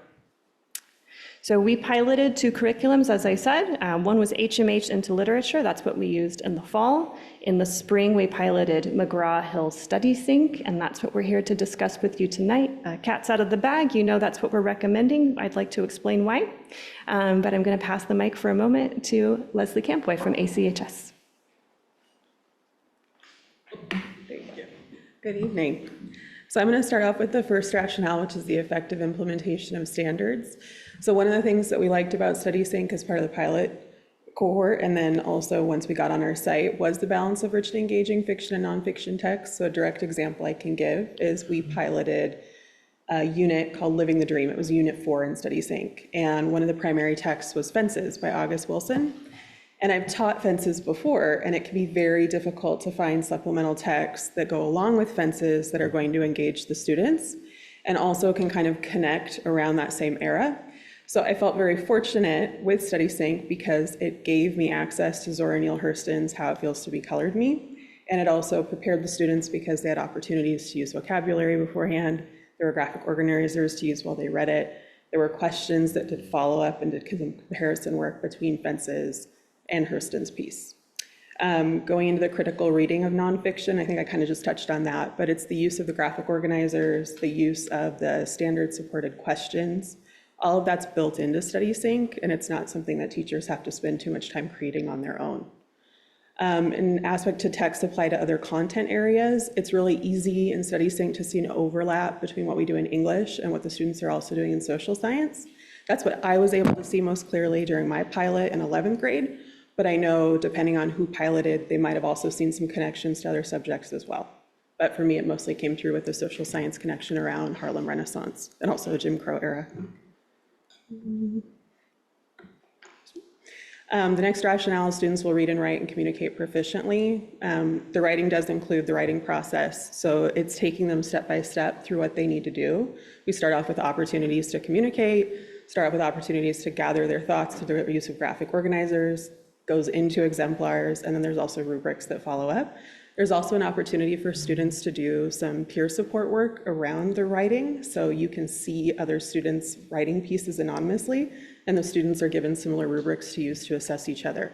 So you get buy-in from students frequently throughout your use of StudySync in the unit and the pieces that you're using. The next part, the reading includes building background knowledge and resources for full-length novels. So just to touch on my experience with Fences, before students read Fences, we had access in the book and also on the tech level to about 3 pages worth of just historical background knowledge. This is a huge time saver for me as a teacher. To try to source all of that credible material on my own can take a long time. So the fact that StudySync just gives it to you is huge.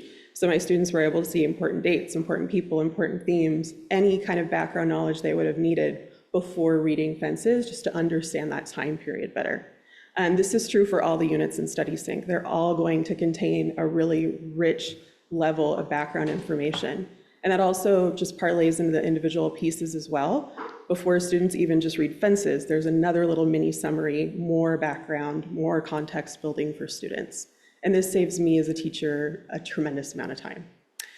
The last point, that it's flexible enough to complement existing units of study. So you can choose with StudySync to either go novel focused or thematically focused for each unit.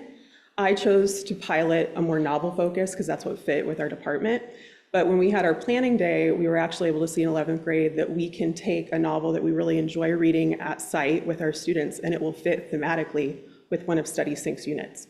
This also saves us time because we're able to take the short stories, the nonfiction pieces from StudySync, and blend them with the fiction text that we like to use at American Canyon because it's so high interest for our students. So, thank you.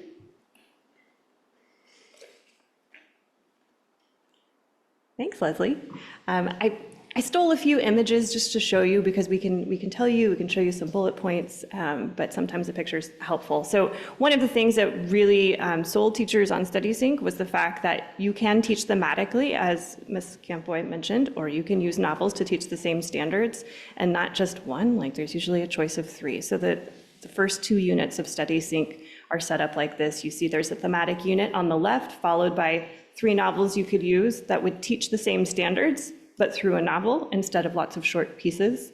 The instructional path whenever you're reading a novel looks like that little screenshot on the right. I got it bigger, no, it's not much bigger right there.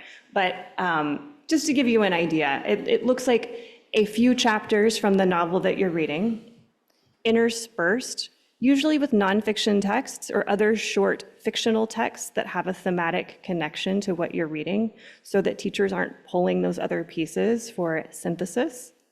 There's also a good deal of scaffolding. Some of these texts are very complex. They take multiple reads. Even as an adult, I had to read them multiple times to make sure I was really comprehending what I read. There's a great deal of scaffolding involved for those longer, more complex texts. There's also a good deal of integrated reading and writing, and the reason I want to point that out is that there's 2 ways you can look at writing. Neither of them are wrong, and both of them are very necessary. One is what we think of as that end-of-unit essay. I've been learning something for 6 weeks, and now I'm going to write a very long essay about all the things that I've learned, synthesizing all the information.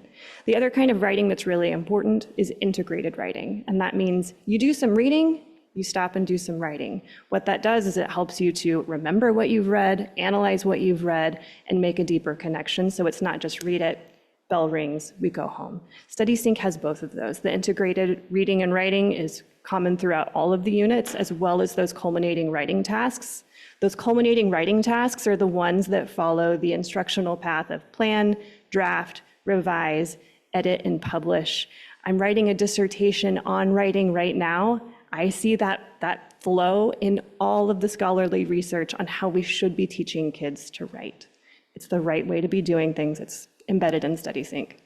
And as I mentioned earlier, there's a lot of exemplars. It's just helpful. It helps teachers and students see what makes good, what are we talking about when we're saying we're writing a full-length essay, as well as there's a lot of skills lessons in Study Sync, which are those like kind of nuts and bolts of reading, nuts and bolts of writing, so that a teacher doesn't have to stop and make up a new lesson if kids, for example, are having difficulty writing a thesis statement. I pulled a screenshot from a skills lesson on thesis statements because what it does is a really nice gradual release of responsibility. There's a very clear direct instruction, followed by some examples, followed by some we do, followed by, okay, independent practice for the students. It's a model that teachers can pull throughout almost any unit that they're teaching. And overall, we found that Study Sync provided opportunities for deeper inquiry, and we took a lot of deep inquiry ourselves as we were going through this process. Is Study Sync right for our students? Is Study Sync right for our teachers? Does it provide the things that we're saying are most important to us as high school language arts teachers? So I'd like to pass the mic to Travis Title. Good evening, everybody. Is this normal for you guys? It's not. Every other Thursday. Feel very normal to me, but I'll give it a shot here. So this is a lesson I did about 3 weeks ago on To Kill a Mockingbird. My ninth graders are reading To Kill a Mockingbird, and Monica came in and observed this lesson I did with my kids. Basically, it's a supplemental lesson where they're looking at a comparative text. In this case, it was Mouse, which is about the Polish Jews during the Holocaust. And so what they did, I gave them some background information, or Study Sync offered some background information. We talked about it. They did some research. And then they read about 2 or 3 pages of the text, maybe a little more, maybe about 6. And what they would do is they would take a particular quote, and they would tell me what was happening in the quote. And then they would describe an aspect of voice within that quote. If you are an English teacher, you know that voice is like diction, syntax, figurative language. And so they'd have to kind of explain how the author is making one of those choices in the text. Then they would compare it to one of the themes in To Kill a Mockingbird. And they would talk about that theme and the comparison. And then they would have to compare it to a particular instance in To Kill a Mockingbird with a similar theme. And so that's what Monica watched as my class perform that. And they've been building that skill level throughout. And Study Sync does a really good job of doing the busy work for me, so I can just kind of teach the lesson. We're doing the same thing basically this week. The next day, they did a writing, so they did like a small essay on comparison between the two. Today, they're doing the same thing on from Rilke's Letter to a Young Poet, and so they're doing similar things like that. So, but that's not what I'm here. The reason I'm here is because, 7 years ago, I was a department head for the English department at Vintage High School. So Pearson right here was my principal. And we went through a similar, they wanted to do a similar kind of they wanted to adopt Study Sync basically 7 years ago. And because the middle school had already adopted Study Sync, the district had a relationship with Study Sync at that time. And so they didn't really want to do a pilot program, they just wanted to adopt Study Sync. And I thought as a teacher that would be teaching the curriculum, I should have some sort of voice, and so should my teachers. And so I made kind of a fuss and said, we need to do a pilot program, we need to look at different programs. And so we went through that process. We looked at Study Sync and some other programs. A lot of my other teachers at Vintage kind of went through that same thing. And none of us at Vintage, I can speak for none of us wanted Study Sync. In fact, I made, and Mr. Pearson can admit that if I want to make a fuss, I can make a fuss. You can make a fuss. Yeah. And so I was quite a pain and vocal about my opposition to StudySync at that time. And, so much so that what they decided to do is not adopt StudySync, but not adopt anything at all. And so they said, basically, we were on our own for the next 7 years. And I created my own curriculum and did a lot. But I do think it's really important because I think with teachers, there's like, it's the day-to-day which you have to create, but also the units. And if you're doing it yourself, you're gonna miss one of them. So you're gonna miss the long unit side because you're not gonna be able to think about all the different parts of it, or you're gonna miss the day-to-day because you're kind of caught up in what's going on. So I thought it was, I think it's really important. And then, you know, but also, so now we'll just skip ahead to today. I'm a much different teacher than I was back then. I stopped all my leadership activities. In fact, I do my best not to go to any meetings, especially meetings that are 10 o'clock at night on a Thursday. Yeah. But I'm, yeah, I was excited to hear that. So I wasn't part of any of this process. And so when I heard that we were once again going to be looking at StudySync, I couldn't believe it.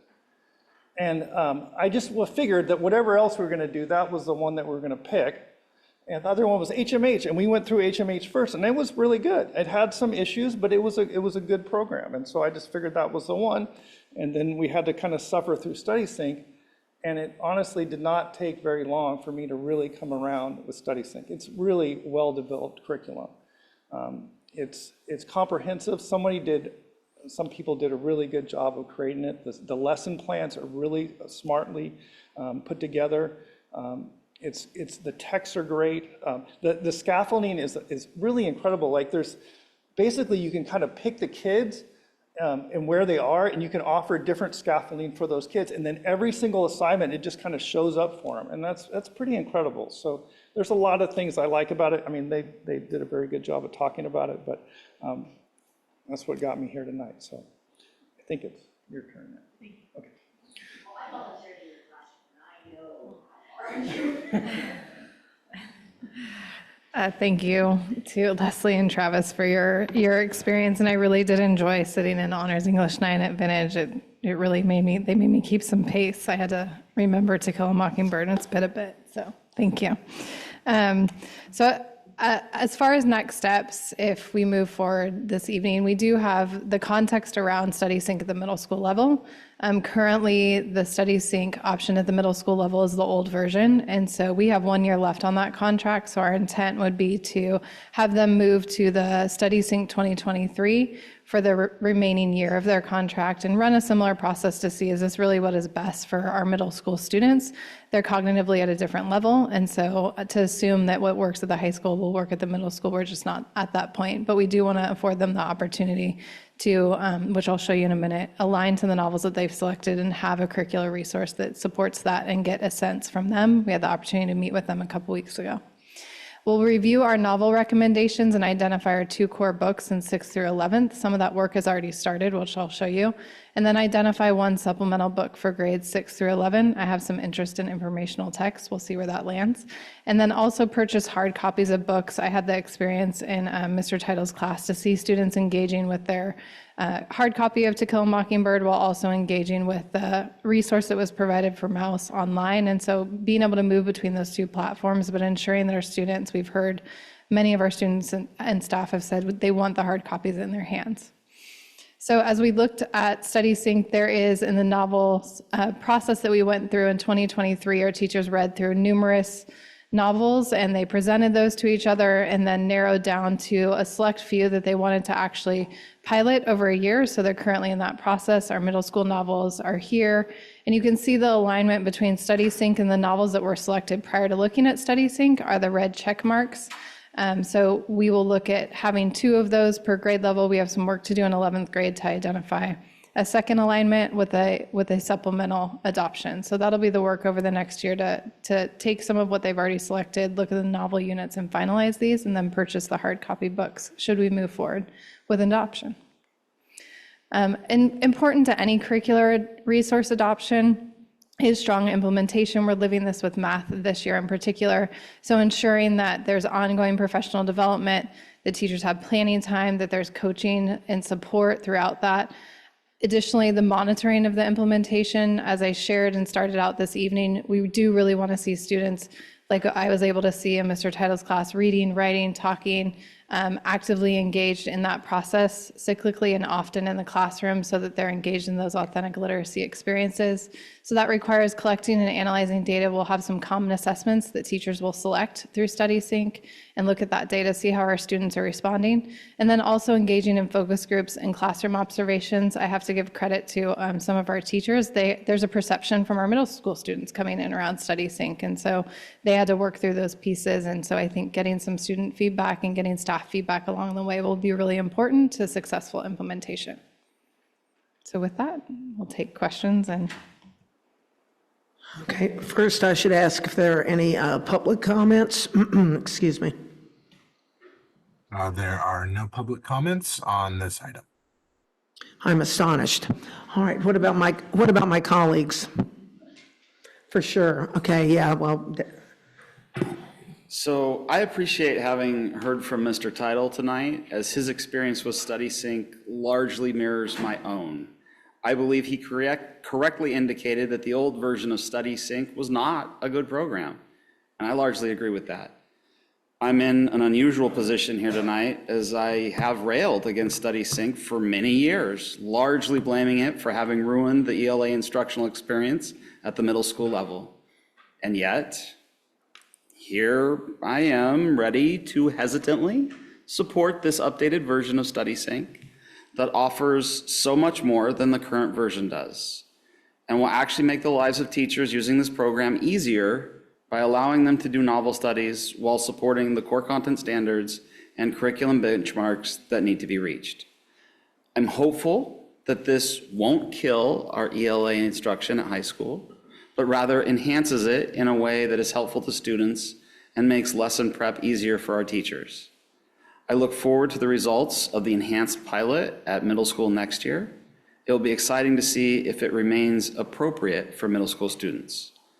I do applaud the instruction team for pushing StudySync into giving us the updated version at the middle school for use as a pilot over the next year. thank you, President Emeritus Gracia. And anyone else have a comment? I'm sure. Go ahead. Well, I want to thank you for your presentation, Dr. Reddy and team. I'm going to say that as many times as I can tonight. And also, in particular, our fearless and hardworking teachers, Mr. Title and Ms. Campoy. I will say that I came in, I serve on the curriculum committee, so I've been more involved than some of my colleagues here on the dais in discussing this as an adoption choice. And I came in as a parent of 2 kids who experienced StudySync at middle school and hated it, like soul-killingly boring. It rots my brain. I hate this so much I can't stand it. Like, these are the reports I'm getting as a parent at the time. And I even asked my now sophomore at UCLA, what do you remember from StudySync? And her answer was nothing good. That was her answer. So I came into this process with, I guess I can be honest and say a little bit of a chip on my shoulder about this as a choice. So in particular, I'm grateful to you 2 teachers because that your testimonies about it being a really useful tool for you, an engaging and high quality tool, it carries a lot of weight for me as a former teacher as well as a parent. It's unacceptable not to have a curriculum. A lot of things go wrong when that happens. You end up with fragmentation and pockets of excellence and pockets of mediocrity and inconsistency across the board, which is why we end up with secondary difficulties that we're trying to work through and address and strengthen now. But it's also problematic if you have a tool and then it's not implemented well. And I think you have attested to that being the case in the middle school adoption 7 years ago. So really, you know, I also come to this with a lot of hesitation and just sort of my own trauma as a teacher, being given bad curriculum and no support to implement it as well. Vallejo just implements by like delivering a whole, you know, crap ton of boxes to your classroom, and then maybe 2 years later you get sent to like a PD day on the thing that you've been teaching for a year and a half. So I know we will not do that. And I just want to, I know it's late, but this is important to me, so I'm going to take a little time to say the things that I will be looking for in the implementation. I know as trustees, we can't get in the weeds on what's happening in the classrooms, and but it's not weedy to look at really big directional choices and framing for something as large as a high school adoption that's going to touch every one of our high school students. So the implementation going forward, I have confidence that the team led by Dr. Reddy will be very mindful, but I'm just going to reiterate a few of the things that are my concerns. Kelly, you said at the start, the way we're reading and writing has changed, and it really has. And I understand that that's why we have a technology-imbued platform and why the kids have laptops every day. But I also saw on the news yesterday that the new report is coming out, 1 in 9 kids are diagnosed with ADHD now. So I kind of wonder about the connections there between the way we now present content and the way our students are reading and writing and interacting and the way their brains are wired. So we've heard from our community, and you've heard from us here in committee and on the dais, that the mindful use of technology is really front and center on our minds for the well-being of our students, of our kids, and the way they're thinking and the way they are developing as human beings. So one of my main hesitations was the idea that kids would come in and open up their laptop and tune into, I called it kind of like Study Sync TV, and that it would just be like a show that every kid logs in and does as English. And I don't mean to suggest that the hardworking teachers who are here are going to phone it in, but I will say as a former teacher that there are teachers that might be inclined to be less engaged and less rigorous with their use of the tool. Present company accepted, or excluded. So that's the implementation and the use of the technology in place of teaching and interacting and students interacting with each other, and the very, very complex and hard work it is to facilitate all of that interaction and learning and talking, listening and talking. That's going to be something that has to be central to the implementation. And I'm interested also because there is a history of really poor student engagement with the middle school product. Not only as the middle schoolers are looking at getting a chance to be exposed to the new version, and we'll see, but I am really interested in hearing ongoing feedback from students as this implementation is rolled out. You know, just a quick example, there was a feature in the middle school thing where that my kids complained about all the time, that's a structure about the blast. So everyone has to like quick write a blast. And they, in the middle school and back in that time, they hated that structure and called it BS. Like no one's writing anything meaningful. You write it to write and hit enter, and then you're required to read 4 others from 4 of your classmates and write something because that's how we do peer feedback. So I want to make sure that we are hearing from the kids who are experiencing these structures about how whether it's actually engaging to them or not. So for me, the emphasis is going to be on how is the technology being used mindfully and in a balanced way, and is student engagement at the forefront. And I can only imagine from what we're hearing that that it will be an iterative process of implementation, because when you buy a package like this, there's no way to actually utilize everything that is included in the package. It always feels a little bit like a scam from the publishing companies, because they can say like, oh, we put it all in there. Then, well, if you didn't teach it, that's your problem. Like, you must have a time management problem or something.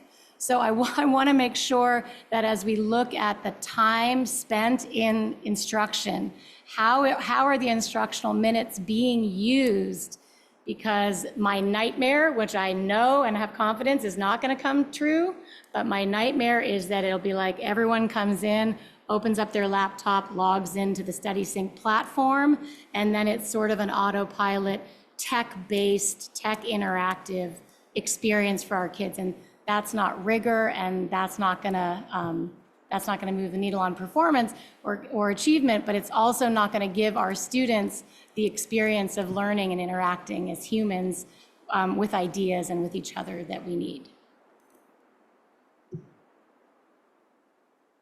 I just have a couple technical kind of questions. I know you said that we are in the last year of a 7-year contract for middle school, and that we're asking, and I'm assuming that successfully have gotten permission to use the 2023 version for the final year.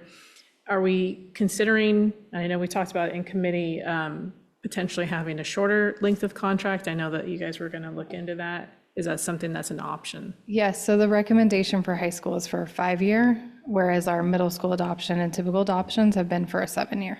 Okay, and then my secondary question to that is, as we've seen, the older version of this program was maybe not as robust and as well planned out or implemented, or however you want to say.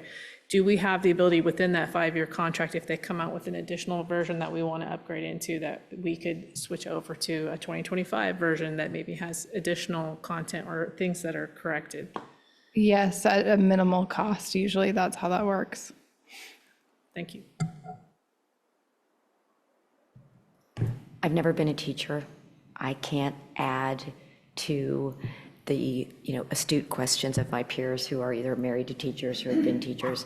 But what I do have to trust is that the amount of time and effort, the clarity in which you gave us this presentation, Travis, the fact that you've bought in, I appreciate, even though it's late, you taking the time to go through it so clearly. For those of us that are a bit of a novice in understanding what is important in the implementation of curriculum, it is helpful to understand what your concerns are and what the benefits are, and ultimately what you think is going to serve our students best. And so I appreciate how thorough you were and taking the time to allow us to learn, or me to learn.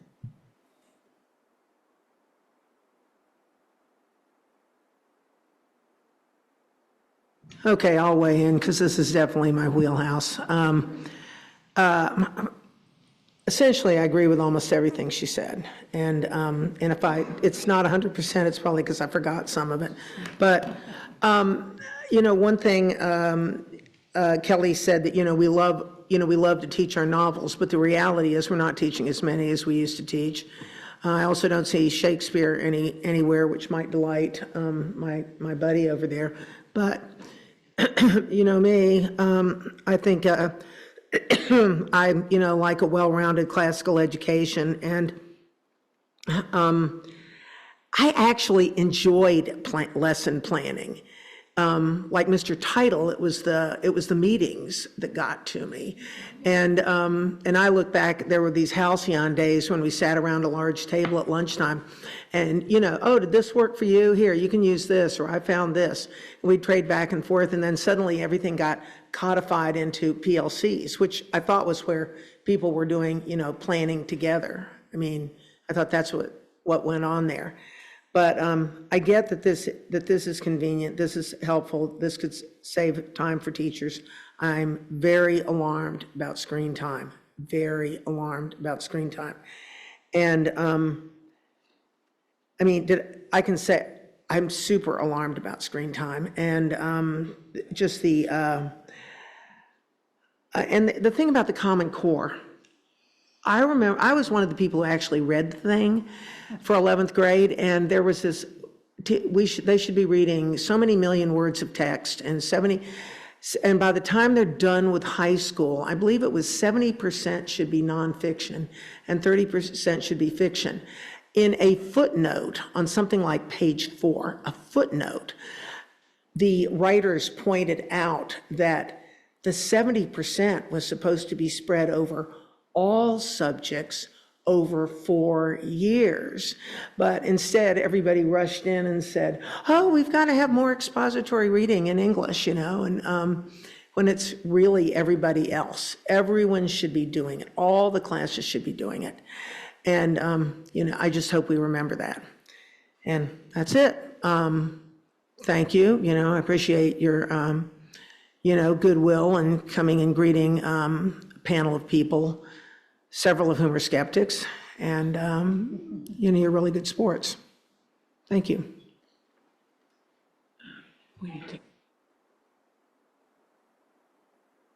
Oh, I need to put my mic on so that the public that is still awake knows we're taking a break. 5 minutes.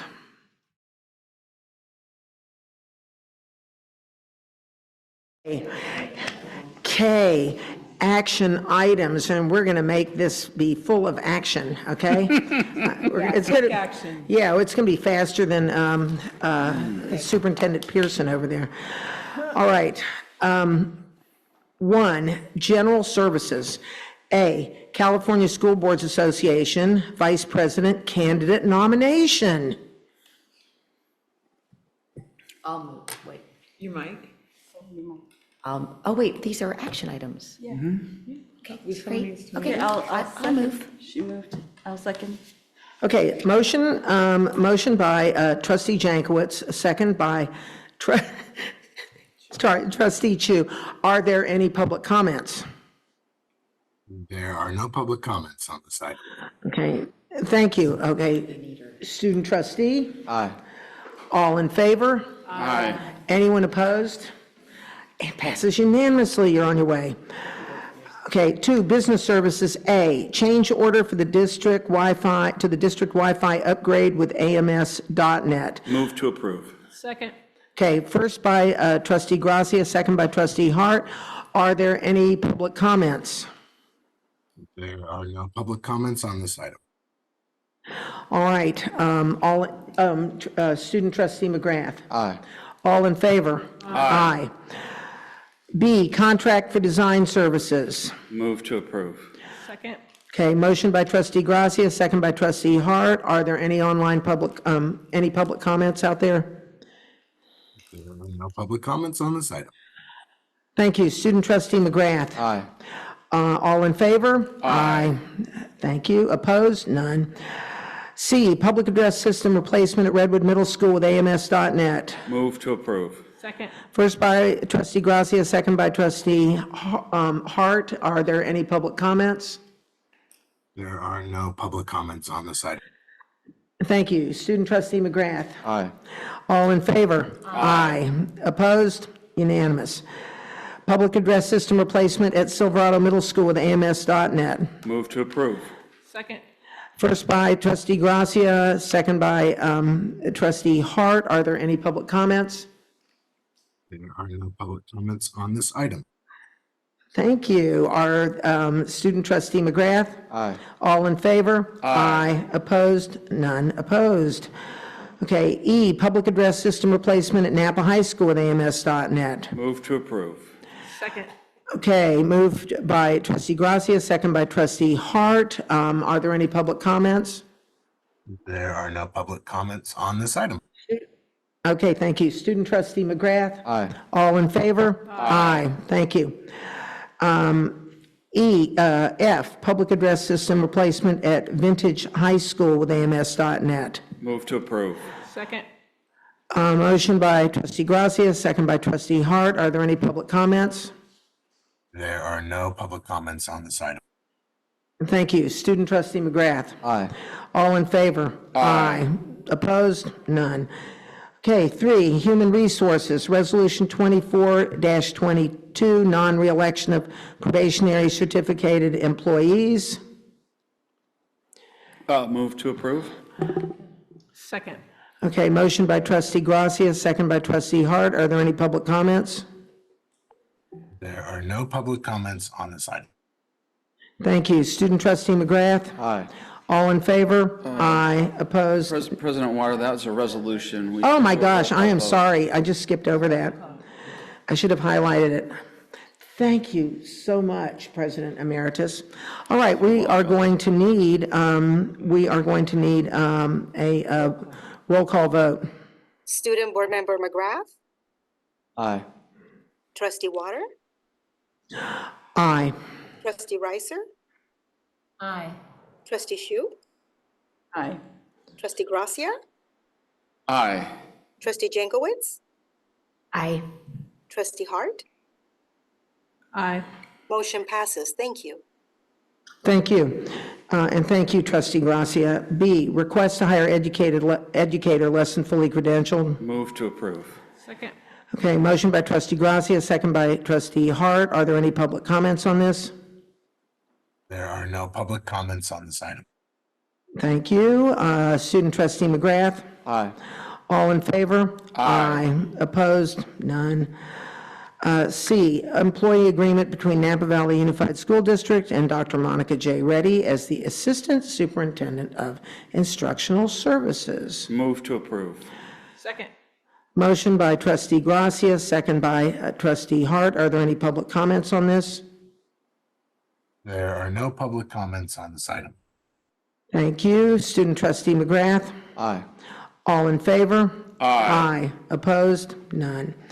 Okay, 4, instructional services. A, supplementary instructional online curriculum adoption for elementary and middle schools. Move to approve. Second. Okay, motion by Trustee Gracia, second by Trustee Hart. Are there any public comments on this? There are no public comments on this item. Thank you. Student Trustee McGrath? Aye. All in favor? Aye. Opposed? None. Thank you. B, Clear Vision Technologies Data Sharing Agreement. Move to approve. Second. Okay, motion by Trustee Gracia, second by Trustee Hart. Are there any public comments on this? There are no public comments on this item. Thank you, sir. Student Trustee McGrath? Aye. All in favor? Aye. Opposed? None. Okay, C was dropped. 5, operational services. A, work agreement with Chef Ann Foundation and Foundation for California Community Colleges. Move to approve. Second. Motion by Trustee Gracia, second by Trustee Hart. Are there any public comments about this? There are no public comments on this item. Thank you. Student Trustee McGrath? Aye. All in favor? Aye. Opposed? None. B, contract with Clean Tire Mobile Truck Wash. Move to approve. Motion by Trustee Gracia, Second. second by Trustee Hart. Are there any public comments? There are no public comments on this item. Thank you. Student Trustee McGrath? Aye. All in favor? Aye. Opposed? None. 6, school planning and construction. A, SPC 18-108-20, award of contract for American Canyon High School exterior paint project. Move to approve. Second. Okay, motion by Trustee Gracia and a second by Trustee Chu. Any public comments? There are no public comments on this item. I was expecting one rejoicing that it came in under $1 million. Okay, student trust. I was thinking the same thing. Student Trustee McGrath. Aye. All in favor? Aye. Opposed? None. Okay. L, informational, general services. Okay, curriculum and student support committee. Don't we have, one of these has, Yes, it's that one. yeah, has a report? Okay, great. And facilities and technology, have you met? Cindy, Trustee Water, on the, President Water, on item L1A, you should ask for public comment. Oh, gosh. You're right. L1A, general services, are there any public comments on any of these? There are no public comments. There are no public comments. Okay, great. And facilities and tech, you haven't met? There's nothing there? Nothing there. Okay, great. Okay, let's move on to human resources. Are there any public comments on this? Slow down 1 second. Just call the item though, Cindy. L1C. Okay. L1C, Finance Committee? Nothing there. L1D, Policy Committee? Nothing there. Thank you. I just want us to get out of here. L2, Human Resources. A, quarterly report on Williams uniform complaints for period ending April 30th, 2024. Are there any public comments? There are no public comments on this item. All right. Any comments from you all? Still no complaints. Yay. No complaints. Okay, M, additional suggestions and comments from board members and superintendent. None. Okay, future agenda items. Okay, I'm going to let the president emeritus. I move to adjourn. Okay, got a second? I'll second. Second. We all second. We're done. 15 seconds.